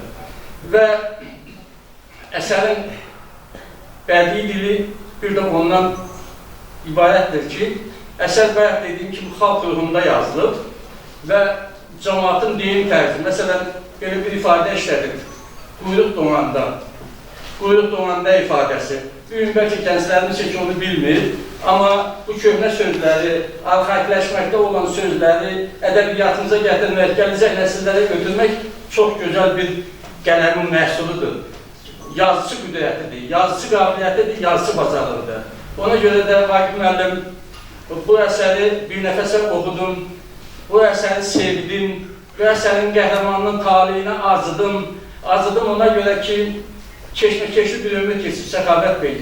Bir fikir verin, bu adam əsir düşmür. Əsir düşən bir adam olar, 3 adam olardı. Amma bu adam hərbi hissə ilə birlikdə əsir düşür. Demək, burada günahkar bu adamlar deyil. Burada strategilərdir, burada hərbi komandanlıqdır, rəhbərlikdir. Bu böyük dəstənin nə günahı var əsir düşməkdə? Nəyə görə Stalin rejimi onları təhdid etməliydi? Və qaçıb gedib başqa bir ölkədə yaşamaq elə ölümə bərabərdir həyat idi. Doğrudur, kitabdan oxuyub görürük ki, Səxavət bəy 95 il ömürsün. Yaxşı yaşayıb, maşallah ömürsün. Çox gözəl, Allah rəhmət eləsin, amma bununla belə. Demək, İsveçrə kimi bir ölkəyə aparıbsan onu. Yazısı dilindən deyim, yaxud onun elə taleyindən deyim. İsveçrə dünyanın ən neytral, ən sadə, rahat, belə necə deyərlər, gözəl, stabil bir ölkəsidir. Burada da bu yaşaya bilməyib. Belə bir gözəl ölkədə, belə bir rahat din ölkədə yaşamaq Səxavətə nəsib olmur. Və götürür o və onun ətrafındakılar dünyanın bütün konsullarına, səfirlərine müraciət edirlər ki, biz İsveçrədə əlimizə bel götürüb, özümüzə qəbil qazılıq, yol qazılıq. Elə biz burada yatacağıq. Ondan sonra dünyanın bütün səfirliklərinin nümayəndələri bu ölkəyə gəlirlər İsveçrəyə gəlirlər və Səxavət və onun tərəfdarlarıyla, onun ətrafında olanlarla görüşürlər, onlar üçün bir şərait yaradırlar. Türkiyə həyatında da gözəl göstərirsən, qardaşım. Türkiyə həyatında onun qarşısına bir xeyirxas çıxır. Nəcib əməlli bir insan çıxır. Deyir, qardaşım, sən bu halda yaşaya bilməyəcəksən. Özünü müdafiə etmək üçün, özünə sipər götürmək üçün bir təşkilat yaradır və təşkilat yaradır. Adında dəyişir. Nəhayət, Azərbaycanla birləşməsi əsərdə də göstərilir. Qardaşım da canlı şahid olaraq hər şeyi söylədi və demək istəyirəm ki, əsər bədii keyfiyyətləri ilə, müəllifinin qüdrətli qələmi ilə diqqəti cəlb ediləndir. Geniş oxucu kütləsi qazanandır. Ona görə də mən sizi ürəkdən təbrik edirəm. Alqışlayıram və uğurlar. Ramidə xanıma söz verirəm. Allah sizi başınızdan əksik eləməsin. Azərbaycan ədəbiyyatının görkəmli yazıçılarından birisiniz və Azərbaycan ədəbiyyatına o qədər gözəl zəngin kitab bəxş eləmişsiniz ki, bugünkü cavanlarımıza, yəni köhnə həyatın əsl mənasında izah edirsiniz. Və bu, demək, mən kitabı Ümrə ziyarətinə gedirdim, siz də əyləşdirdim, izah edirəm. Ümrə ziyarətinə gedirdim, Vakıf müəllim bu kitabı mənə verəndə. Biz Vakıf müəllimlə 20 il, yəni qardaş kimi dostuyuq. Mənə verdi, yəni Ümrə ziyarətinə gedirəm, kitab yarımçıq qaldı. İnandırıram sizi, hardasa 2 gündən sonra gedəsi oldum, kitab yarımçıq qaldı. Ürəyim qaldı buradakı nətər, mən onu oxumadım. Qalib gələndən sonra oxudum, hər sətri, hər sözü, hər kəlməsi göz yaşı. Çünki mənim atam da düşmüşdü müharibə vaxtı əsr. Və elə bir ki, o kitabın həyatının, o kitabda yaşanılan həyatı biz də yaşamışıq. Allah Şamil müəllim sizə can sağlığı versin. Siz onun izah elədikcə biz də atamızla görüşü gözümün qabağına gəlib, mən də ağladım. Yəni Allah bütün evlatları valideynindən ayrı salmasın. Sonra kitabda mən istəyirəm ki, o bütün səhnələr, istər təbiət səhnələri, istər folklor, o qədər gözəl, o qədər belə birisi nədir, təbii yazılır ki, yəni o bugün gənclərimizə bir nətər materialdır ki, baxın, biz örnəkdir ki, biz necə yaşamışıq, necə yaşayırıq və necə yaşamalıyıq. Sonra Məlikə xanımın o yoldaşı gələndə, yəni o adət arzusunu yerinə yetirməyi Azərbaycan qadınının nə qədər fədakar, nə qədər saf, nə qədər ailəsinə qarşı sədaqətli olduğunun bir nümunəsidir. Allah yoldaşına da rəhmət eləsin, özünə də rəhmət eləsin. Vakıf müəllim, mən sizə çox minnətdaram. Bütün oxucular adından deyərəm ki, sizə Allah can sağlığı versin ki, o gözəl insanı çox gözəl təsvir eləmişsiniz. Mən bunu saxlamıram. Allah sizi var eləsin. Nə yaxşı ki varsınız, Vakıf müəllim. Nə yaxşı ki sizsiniz. Hər şeyi aydın, aşkar yəni göstərdiniz. O bir sənət əsərdir ki, göz yaşsız mümkün deyil. Sağ olun. Allah sizi var eləsin. Burada bizim dəyərli qələm yoldaşlarımız, qazilərimiz də çıxış edir, iştirak edir. Həm birinci vətən qaziləri, həm də ikinci vətən qaziləri. Mən çox istəyərdim ki, onlardan söz verim. Əvvəla sizi salamlayıram. Burada olan tədbirdə hörmətli xanımlar və bəyləri, ziyalıları hər gün salamlayıram. Eyni zamanda burada təşkilat və sədrləri var, onları salamlayıram. Çox sayda yoldaşların üzvləri var, çox sayda əhatəsində olan insanlar var. Salamlayıram. Dəyərli hörmətli Vakıf müəllim, sizin bu gözəl kitabınız xalqımız üçün, vətənimiz üçün, dövlətimiz üçün faydalı bir, əhəmiyyətli bir kitab olsun, gələcək nəsil üçün. Biz eyni zamanda Azərbaycan Respublikasının şəhid ailələri, müharibəliləri, vətən müharibəsi iştirakçılarını müdafiəsi Abşeron özündən müdafiəsi iştirakçılarına gəlmişik. Eyni zamanda burada şöbə rəisi müəllimdir bizim cəmiyyətimizin. Biz burada yoldaşlarımızın dəyərli yoldaşlarımızın çağırışına baxaraq Orada oturan xanımlarımız da Hüseynovdur, eyni də onun yanında yoldaşlar. Hər birimiz vətən naminə bir qrupdayıq və vətənimizə, dövlətimizə, xalqımıza təmənnasız xidmət edirik. Eyni zamanda sizin bu gözəl kitabınızın da bizlər üçün, bizim cəmiyyətimizə bir ofisində olmaq çox gözəl bir olardı inşallah. Fikirlərinizi yoldaşlar, ziyalarımızla bölüşməyini daha məqsəd əyəm olardı. Buyurun. Mən də gələn qonaqları salamlayıram. Vakıfla 75 illik belə təbrik edirəm. Müəllimə danışdığımda mən çox maraqlı gəldi, yəni bu kitabın çox maraqlandım. Yəni çox gözəl bizi qısa danışsalardı, ondan sonra çox maraq gəldi. Amma mən gedən kimi bu kitabı çalışacağım ki, oxuyamamışsın. Çox maraqlıdır. Və bu sizin kitab təbrik edirəm. Allah sizə can sağlığınızı bizim ömür versin ki, belə kitablar daha sonra yazırsın. Vaxtın qızıl vaxtı bu günə, günlərin paytaxtı bu günə. Qagim mənim 2 tədbirimiz vardı, həm yubileydir, həm də kitabının təqdimiyyəti mərasimidir. Sizi mən çoxdan tanıyıram, sizin əsərinizləri vərəqlədim. Ən birinci sadə və mənalı ziyalı ömür qəzeti oxudum və müəyyən məlumatım oldu. Böyük səxavət haqqında, onun taliyi haqqında, müəllimlik fəaliyyəti, sonra müharibəyə gitməyi, 28 il qürbətdə yaşamağı, ömür boyu Azərbaycan barədə fikirləşir. O şairdir, könlüm ayrılmayır öz baharından, ilham baharından, söz baharından, deyirəm vətənəm bircə qış günü, yaxşıdır qürbətin 100 baharından. Və onun müəllim vurğuladı Ziyadxan müəllim.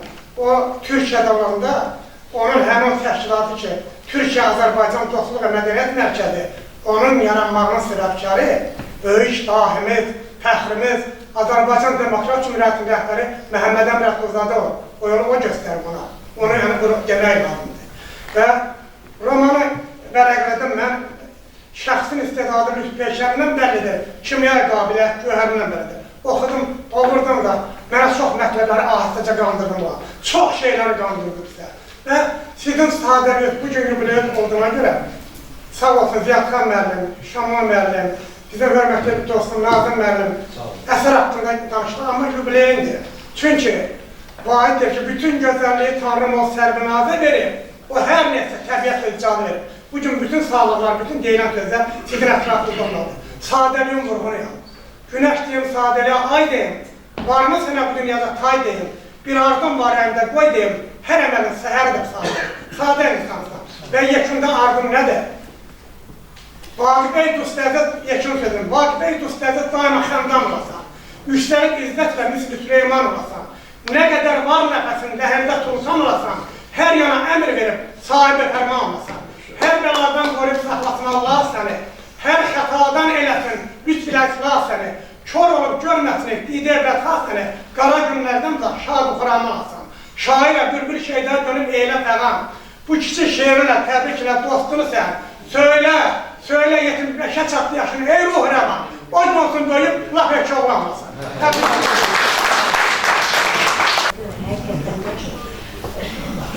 Bizi görmüyor, burada çok hoşdur sizə. Bizi kövrətdiniz, Allah. Yəni bu əsər həqiqətən çox estağfurullah. Əsər qiymətlidir. Belə Südabə xanım həmişə belə əsərlər yazır. Olmuş hadisələri qeyd etmək, yazmaq həqiqətən də çox təsirli, həm də çox çətindir.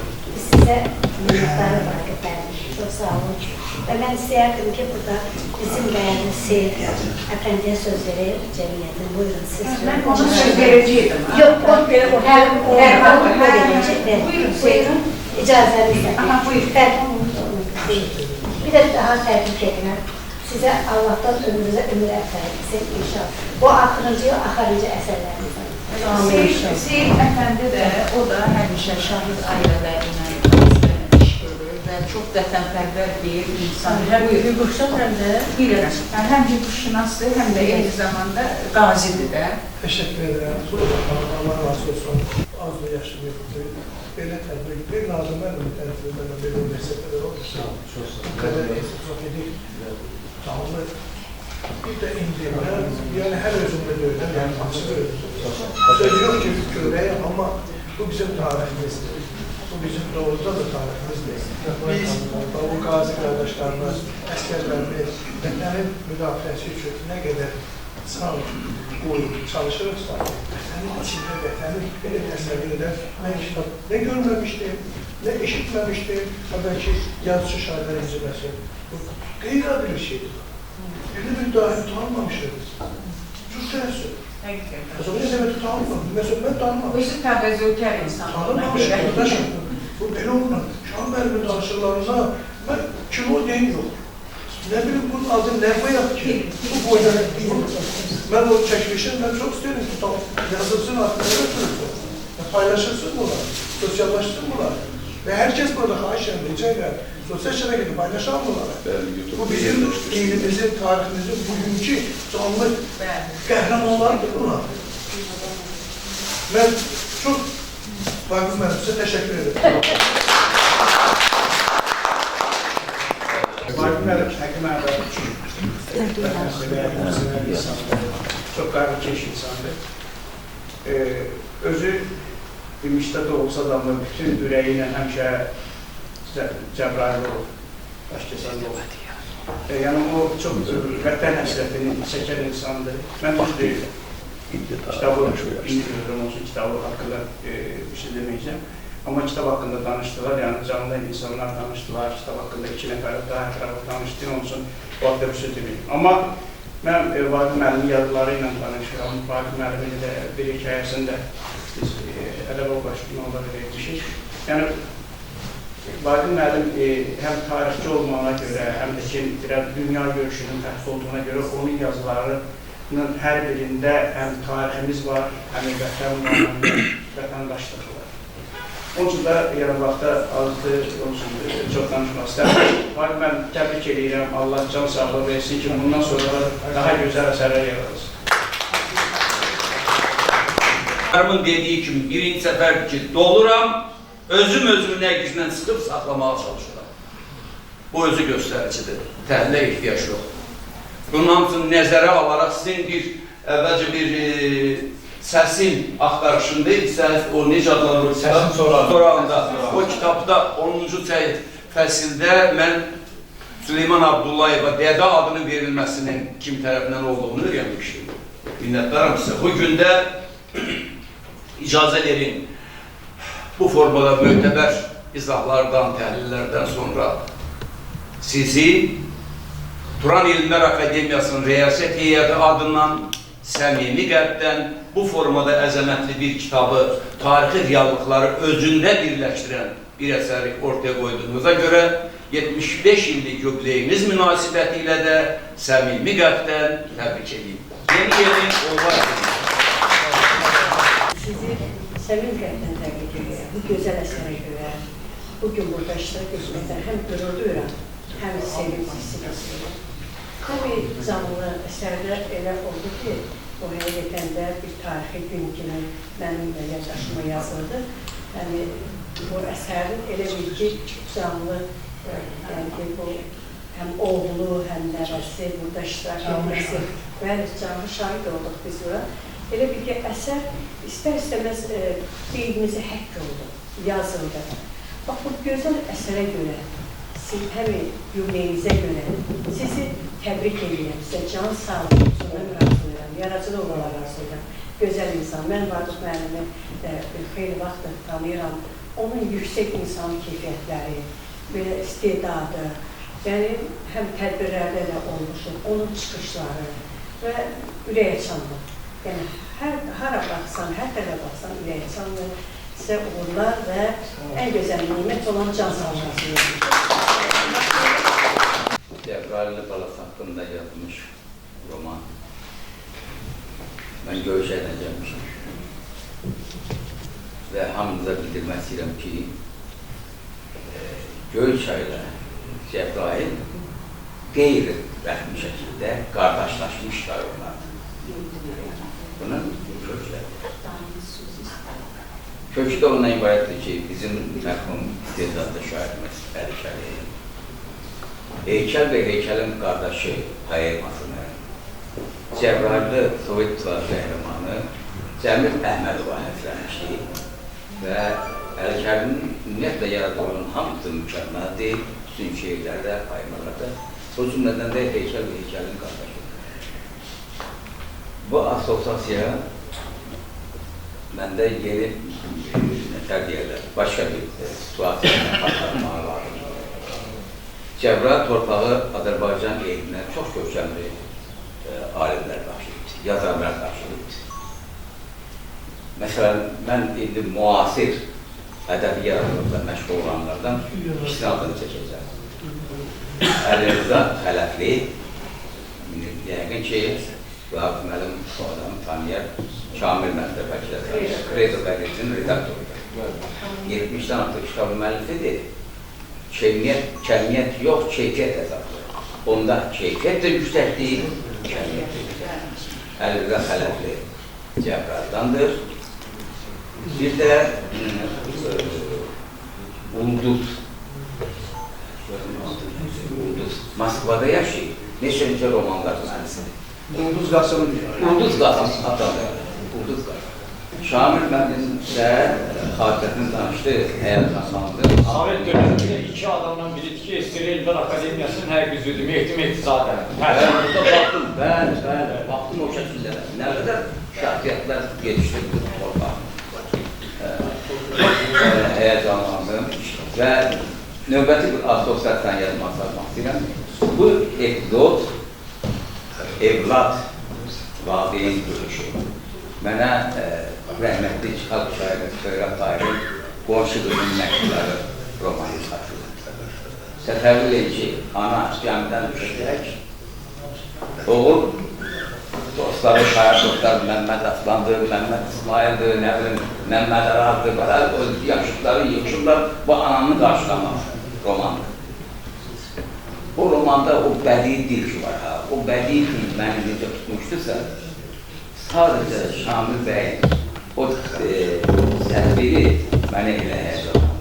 Və məndə belə bir hissiyyat yaradı ki, yəqin ki, romanda da bu yüksək sənətkarlıq məhdiyyətləri ilə, bədii dil qatlarından, emosional çalarlarla bu hadisələr özünü orada üçün tapır.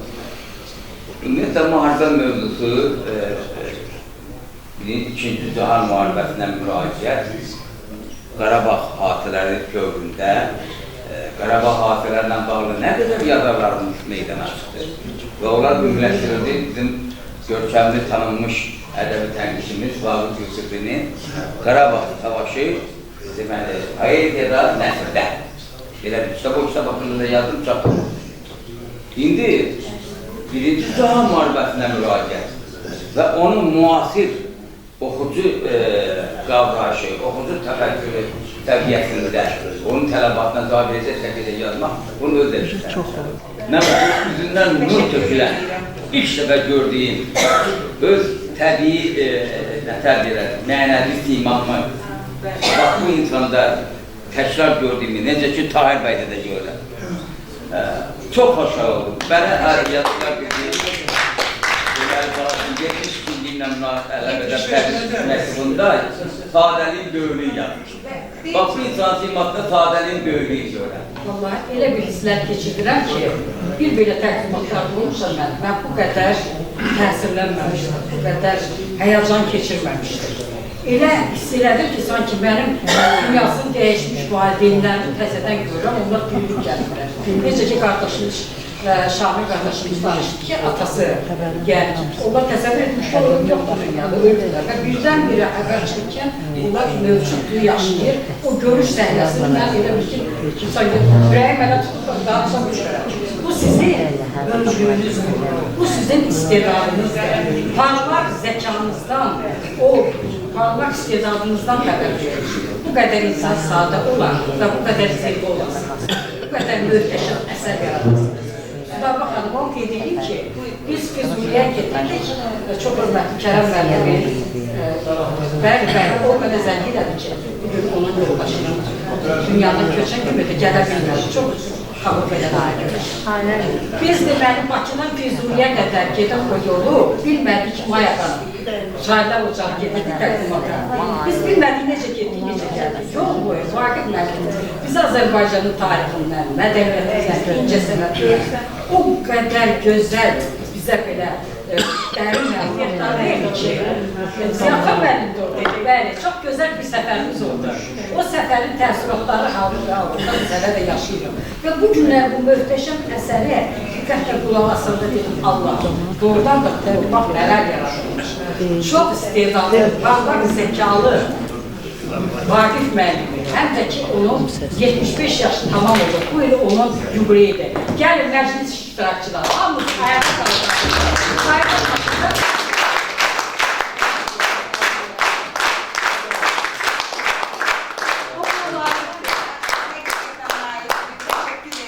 Vaqif müəlliməni verəcəkdir. Mən yerli olaraq qürur duyuram.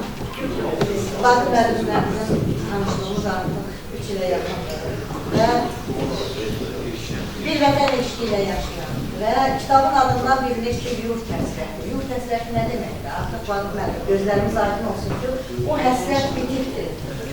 Artıq bizim adət-ənənələrimiz, babalarımızdan, nənələrimizdən qalan, bizə miras olan, bizim o necə ki, mentalitetimizi qoruduq, saxladıq, bugün də biz onu qoruyub saxlamışıq, şükürlər olsun.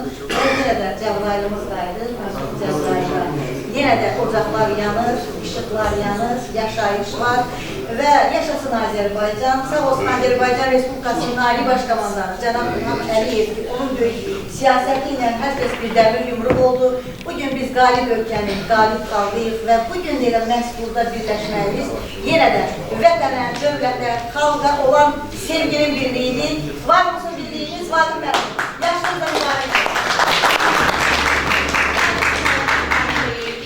Torpağımızda burada bir xanım var, o xanım mən də çoxdan tanıyıram, Fərid xanım.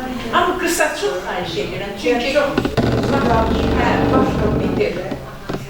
Amma Vaqif müəllimin düz 83-cü ildə bir mədəniyyət müəssisəsində işləmişdik. Muzeyə direktor olanlar o muzeydə o qədər yeniliklər elədi.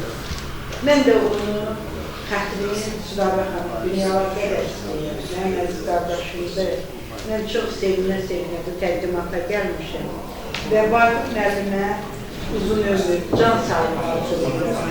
100 illiyinizi qeyd edəsiniz. Sizin kimi insanlar indi çox az olur. Bayaq o bir kəlmə onu deyil. O qadın o suyu içir, yoldaşının ayağını. Çox Allah o qadına dəliqəni rəhmət eləsin. O Azərbaycan qadınının necə olduğunu göstərir. Çox təəssüf ki, indiki gənclərlə bu barədə danışsaq, onlar tamam bir başqa bir düşünürlər. Çox eyiblər bizim milli dəyərlərimiz bəzəndir. Südabə xanım, sizə də təşəkkür edirəm. Vaqif müəllim, ömrünüz uzun olsun. Mən də tələsi gezməyim, vahişli vaxtıyla belə qardaşım açılır, gəldim. Hələ bu başdan deyim ki, dünya şöhrəti, Türk dünyasının fəxri Zeynəb xanım sizi tanıyır. Kitab da vermişdik, yəni bunları var, mən apardım kitabı yola. Siz Dədə Süleymana baxdınız, bu kitabı yazmanda Dədə Süleyman çox mərd adamdır. Həddindən artıq mərd. O çağ adamdır, o çağ. Burada indi rəhbə danışacaq, sürgüləcək amma bunu danışdan bunlar danışmazandır. Bir dəvə deməli, üzr istəyəm xanım. Uzarda toy deyildi, Dədə Süleymanda uzardan işləmiş. Qaynatası toyda bizi bıraxmadı. Səhər güzəli, səhər yeməklər verirlər, çox möcüzəli işdir. Üzr istəyəm, İran bəldəsindən, həyətdə nəbirim boyun, keçi, bir də üzdən İran da vardı. Dədə Süleyman nətər üzdən bir şillə vuracaq, üzdən başını qoydu yerə. Dədə Süleyman belə qoşaq adam. Siz bu kitabı da ona qeyd eləməklə, Allah sizə can sağlığı üçün 75 illiyinizdə üstünüzlər sürgün oluyorsunuz, 80-90 gün, siz hürmətli bir şəxsiyyətsiniz. Allah can sağlığı üçün bir daha sizi təbrik edir. Qapınan İşlər üzrə Dövlət Komitəsinin sədri Dəyərli qonaqlar, dəyərli alimlər, yazıçılar, ziyalılar, bugün biz bu mühtəşəm Xurşidbani Natəvan adını daşıyan salonda bizim dəyərli ziyalımız, yazıçımız, tarixçimiz, dostumuz Vaqif bəy Rüstəmovun nuruna toplaşmışıq. Onun 75 illik yubileyinə toplaşmışıq. Bakın, sizi ürəkdən təbrik edirəm. Həm öz adımdan, ailəmiz adından təmsil etdiyim Dövlət Komitəsi, onun rəhbəri hörmətli cənab Rövşən Zayev başlanılmalı bütün kollektivanda Rövşən müəllimlə kitabla tanış olub, çox mütəəssir olub, sizə təbriklərini çatdırır. Və təbii ki, həmin nurdan meydana gələn Yurt Həsrəti kitabının təqdimatı. Kitabla bağlı burada müxtəlif fikirlər söylənildi. Bizim ailəmiz adından ağsaqqalımız, çox hörmətli Şamil bəy xatirələrini bölüşdü. Mən qeyd etmək istərdim ki, bu kitab ədəbi, tarixi bir dərslik olmaqla yanaşı, eyni zamanda mən deyərdim ki, bizim gənclik üçün, gənc nəsil üçün bir dərslikdir, həyat dərsliyidir. Bizim hər birimiz Sovet dövründə ərsəyə gələn Mikhail Şolovun Sudba Человека, insanın taleyi və onun ekranlaşdırılması xatirimizədir, Bondarchukun müəllifliyi ilə. Amma mən deyərdim ki, Vaqif bəyin ərsəyə gətirdiyi əsər, Yurt Həsrəti adında əsər həmin kitabdan daha təsirlidir. Daha təsirlidir və bir insanın, yəni o babam olduğuna görə demirəm. Əlbəttə ki, bu kitab yüzlərlə, minlərlə insanın taleyinə ithaf olunur. Vətən müharibəsində, 2-ci Dünya müharibəsində həlak olmuş, itkin düşmüş, əsir düşmüş insanların taleyini dilə gətirir və onların vətənə bağlılığını, möhkəm iradəli olduqlarını dilə gətirir. Və bu baxımdan Vaqif bəy, Türklər demiş, əlinizə sağlıq bir daha. Sizə ən xoş arzularımı çatdırıram, sizə möhkəm can sağlığı, xoş günlər, fəaliyyətinizdə yeni uğurlar arzulayıram və 75 illik yubileyinizlə bağlı sizə kiçik bir hədiyyəm var. Yəni, yazıcı üçün, tarixçi üçün yəqin ki, qələmdən böyük bir hədiyyə ola bilməz. Səməd Nur bu il 120-ci illik yubileyin keçirdiyimiz Səməd Nurun demiş ki, əlimdən ələ gələn. Bu qızıl qələm sizə baş verirəm.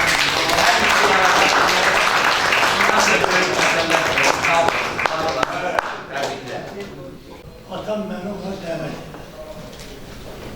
Atam, biz telefonla danışırıq, dedi ki, dəvətlənmə göndərmişəm, narahat olma, gələcəksin.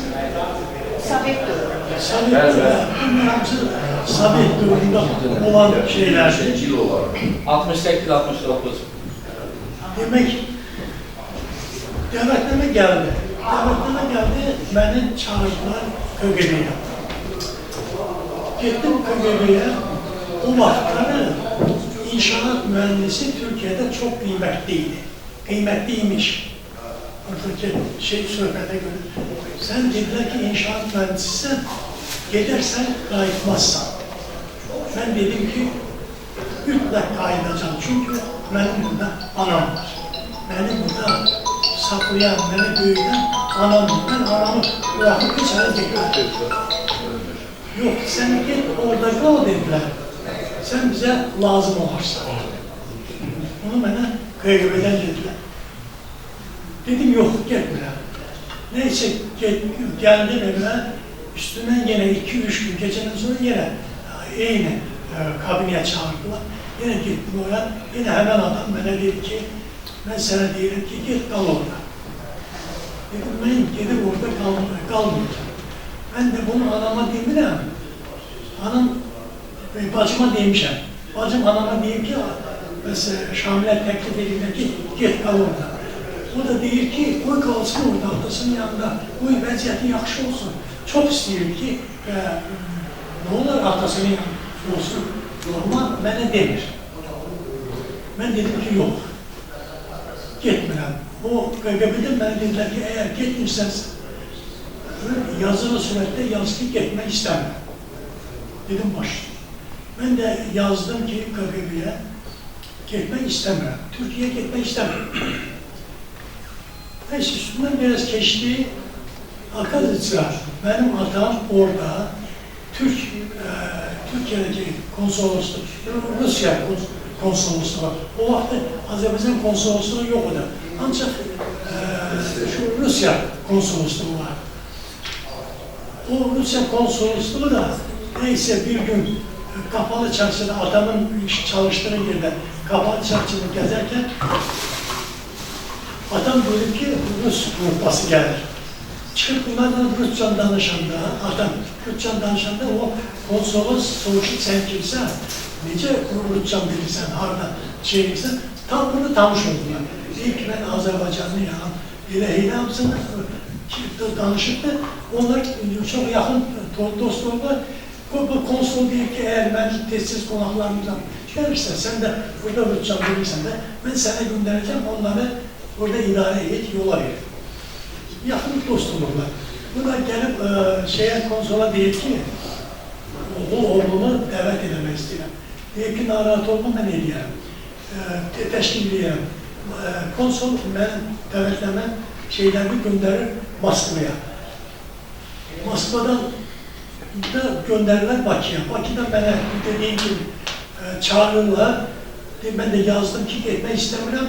Bunlar da Moskvaya bildirirler ki, Şamil yazır ki, gelmek istemiyor. O, Türkiye'deki sefir de soruşur ki, ne oldu bu Şamil niye gelmir? Onlar da ona değiller ki, Şamil gelmek istemir. Şamil atasını görmek istemir. Adam beni telefona çağırdı, dedi ki, Şamil, sen niye benimle görüşmek istemirsin, gelmek istemirsin? Ben de o vakti bilirdim ki, bütün telefon danışıkları ambulansı kaydetten geçir. Dedim, ata, bu telefon söhbəti deyil. Sonra görüşerek danışarıq. Bir gün beni yine KGB'ye dəvət edəklər. Gördüm ki, necə bu famil adında. Bu necə bu famil də bizdə rayonda Rus dili müəllim işləyirdi. Mənim Rus müəllim oldu, Rus dili müəllim oldu.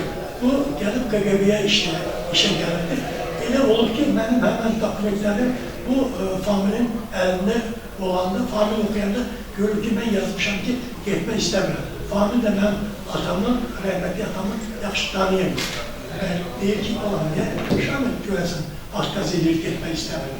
Mən çağırdı yanına, mən də gəldim, bilmirəm ki, famil KGB'de işləyir. Gəldim, gördüm, famil mənim. Ay, salam, salam. Ay, salam, salam, ay Şamil, niyə getmək istəmirsən sən?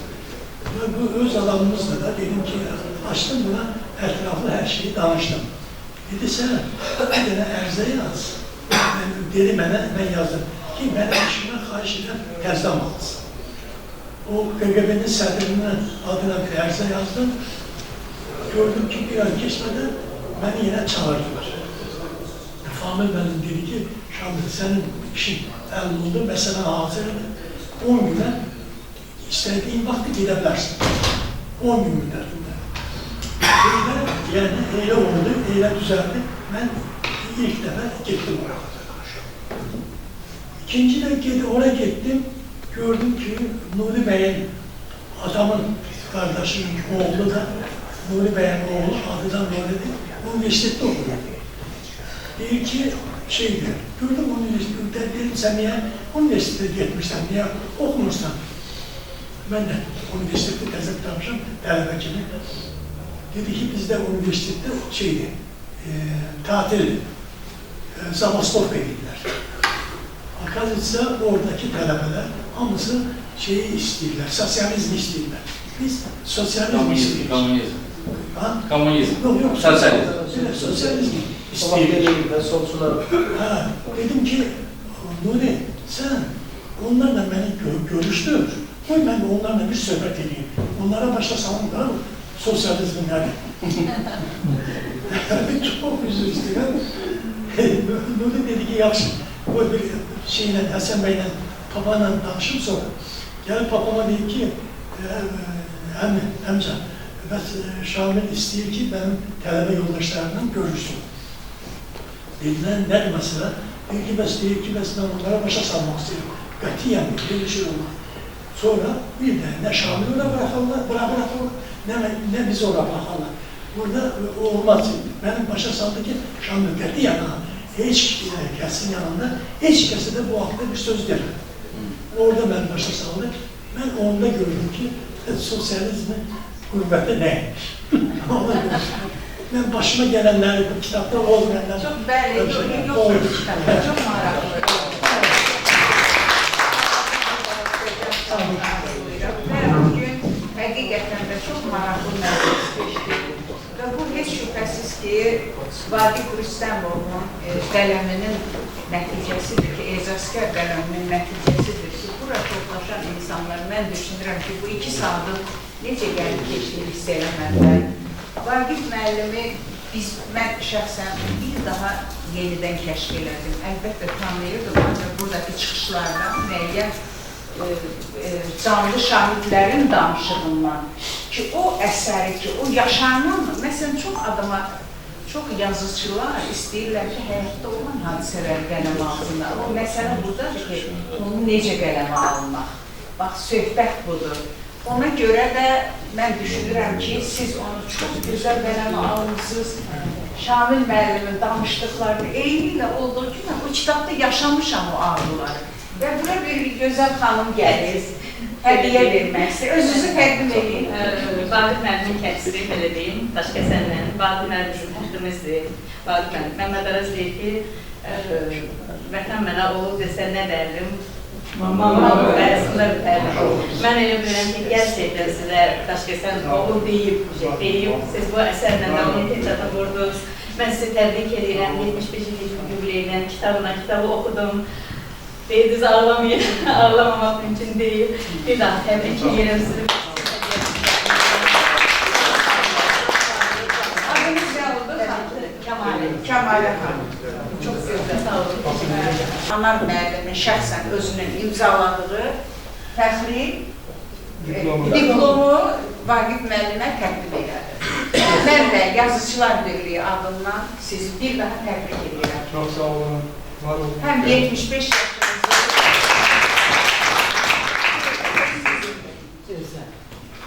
Hər birinizə təşəkkür edirəm. Var olun. Dünyamız sizinlə gözəldir. Bugün siz elə bir vaxtı təmsil etdiniz ki, doğrudan da Azərbaycan dövləti müdrik bir xalqın üzərində qurulur. Allah sizi qorusun. Bəli, siz həyəcanla qulaq astınız. Bu həyəcanı isə mən 2 ilə yaxın yaşamışam. Və çox fikirləşdim ki, bunu mən hansı aspektdə yazmalıyam ki, xalq bundan bir qədər bəhrələnsin və ibrət götürsün. Və nəhayət o yolu mən tapdım. Nərman Nərmanovun gözəl bir kəlamı var. Mən xalqçı deyiləm, xalqımı sevirəm.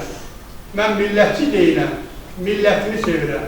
Səxavət bəyin obrazında xalqı sevmək, milləti sevmək ön aspektdə özünü göstərir. Baxmayaraq ki, ali təhsillidir, o müharibəyə getməyə məcbur olur. Orada bir epizod var. Görür ki, öz məktəbli şagirdi 17 yaşında səfərbər edirlər, dırnaq arası səfərbər gedir. Amma bu küçədə gedərkən bunu qınıyırlar axı. Amma baxmayaraq ki, sözlə demirdilər, amma başa düşürdü ki, bunu qınıyırlar. Ona görə də o məcbur olub müharibəyə getdi. Müharibədə əsir düşəndə də ali savadlı tarix məlum olduğu üçün və gözəl rus dilini bildiyi üçün, çünki bizim kəndimizdə 1896-cı ildə Rus-Tatar məktəbi yaranır və orada ona görə də Daşkəsən kəndinin ziyalılarının sayı həddən artıq çoxdur. Başda Zəkəriyə Mehdizadə olmaqla, Həsən Həsənov olmaq şərti ilə. Həsən Həsənov o devirdə Qori seminariyasını qurtarmışdır və eyni zamanda Azərbaycan Dövlət Universitetini qurtarmışdır. Amma ona baxmayaraq, o da öz vətən borcunu vermək üçün müharibə getdi və o cümlədən Səxavətdir. Əsir düşdü, amma gözəl rus dilini bildiyi üçün o Azərbaycanlıları əsir düşürlərgələrində, kamplarda öz ətrafına yığa bildi. Biz öyrənmişik ki, Mehdi Hüseynzadə 5-10 nəfər, bu isə bütün kampı, bunun fəaliyyəti, bunun dünya görüşü əsir düşərgələrin tamamilə bürüdü və ən nəhayət qələbədən sonra o vaxt belə bir qayda var idi. Əsirləri Sibirə sürgün edirdilər və yaxud da müxtəlif yollarla onları məhv edirlər. Bu İsveçrəni seçir. İsveçrədə gözəl dünya görüşünə malik olaraq Türkiyə gedir. Və orada bir maraqlı epizod var. Məmməd Əmin Rəsulzadə ilə görüşür 1948-ci ildə. Türkiyədə 3 ay bunları karantində saxlayırlar, kamplarda. Ki, hələ bunları sərbəst buraxma olmaz. Bu görüşə Məmməd Əmin Rəsulzadə gəlir. Deyir ki, narahat olmayın, mən sizin arxanızdayım. Bilirəm ki, bu müharibə ədalətsiz müharibədir və mən sizə yol göstərəcəm. Siz təhlikdə mübarizə aparmayın, fəaliyyət göstərin, bir yerdə çalışın və eyni zamanda bir yerdə müvəffəqiyyətə çalışın. Nəhayət bu 1948-ci ildə Məmməd Əmin Rəsulzadənin irisi olaraq Türkiyə-Azərbaycan dostluq cəmiyyətini yaradır və orada nəinki İstanbul, Ankara'da olan 10 minlərlə repressiya qurbanları olan Azərbaycanlılar və əsirlər bu təşkilatın üzvü olurlar. Və ən nəhayət böyük bir iş adamına çevrilir və eyni zamanda ilk olarak beynəlxalq folklor festivalını yaratmaya çalışır, təsis edir. O cümlədən SSR devlətindən də 15 Respublika nümayəndəsi gedir. Kırımdan Moskva nümayəndəsi zəng edir ki, biz gəlmişik. Bəs bizi dəvət edirsinizmi? Deyir ki, siz kimlərsiniz? Deyir, biz SSR devləti nümayəndələriyik. Kimlər var orada? Deyir ki, Latışlar, Ukraynalar, Belaruslar belə, biz deyir, siz qəbul etmirik. Deyir, imkan verir, mən axıra qədər deyim. Burada Azərbaycanlılar da var. Deyir, kimdir Azərbaycanlılar? Deyir, Süleyman Abdullayev, Adil Badırov və Əlküşad Məmmədov. Onların triyodurlar, xanədədir. Deyir, gəlin və mən sizin hər birinizi öz hesabıma burada yaşadacaq və qulluq göstərəcək. Doğrudan da Azərbaycan adı kəlməsi gələndə bu istər-istəməz onları qəbul edir. Və ən nəhayət o öz fəaliyyəti devrində Azərbaycanın karifey sənətkarları Rəşid Beyfulovu, Niyazili, Qaraqarayev, Şirət Əmirovu və ən nəhayət bizim sevimlimiz, dünya şöhrətli xanəndəmiz, müğənnimiz Zeynəb Xanlarovanı qəbul edir və onun tədbirlərini keçir. Canlı şahid burada oturur, əyləşir. Sadıq müəllim, o, Süleyman Abdullayev 53 devlətin nümayəndəsi içərisində yalnız bir şərtdə qızıl medal verilir. O da Süleyman Abdullayevdir və o prizi də alır. Ən nəhayət İbrahim Topçubaşov Türkiyə gedir və bunu axtarıb bir-birlərini görüşürlər. Deyir ki, Hasan bəy, sizin haqqınızda Azərbaycanda çox qəribə sözlər deyirlər. Mən bura 15 günlük gəlmişəm.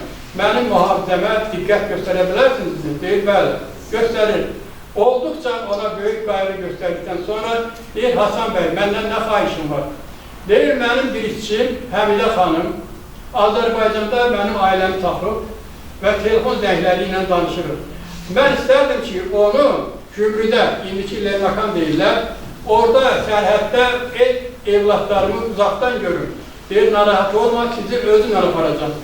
Doğrudan da onu özü ilə Bakıya gətirir və 20 gündən artıq Hasan bəyin qulluğunda da İbrahim Topçubaşov. Eyni zamanda yola salma mərasimində isə Azərbaycanın görkəmli incəsənət adamları onun görüşünə gəlir. İbrahim Topçubaşov ilk sözü bu olur. Hasan bəy, siz yola düşürsünüz. Qardaşlarımıza salam aparın. Və 110 yaşlı savalan kişi bunun kətlisi olub, qohumu olub. Deyir, Hasan bəy, Sağabət bəy, oğul, bilirsən nə var? İgid odur, atdan düşər atlana. İgid odur, hər əzaba qatlanan. Siz hər ki məhkumun qəhrəmanısınız. Sizə yaxşı yol arzulayıram.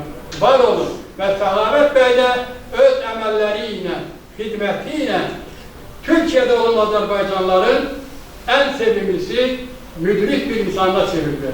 Əfsuslar olsun ki, biz onu görmədik.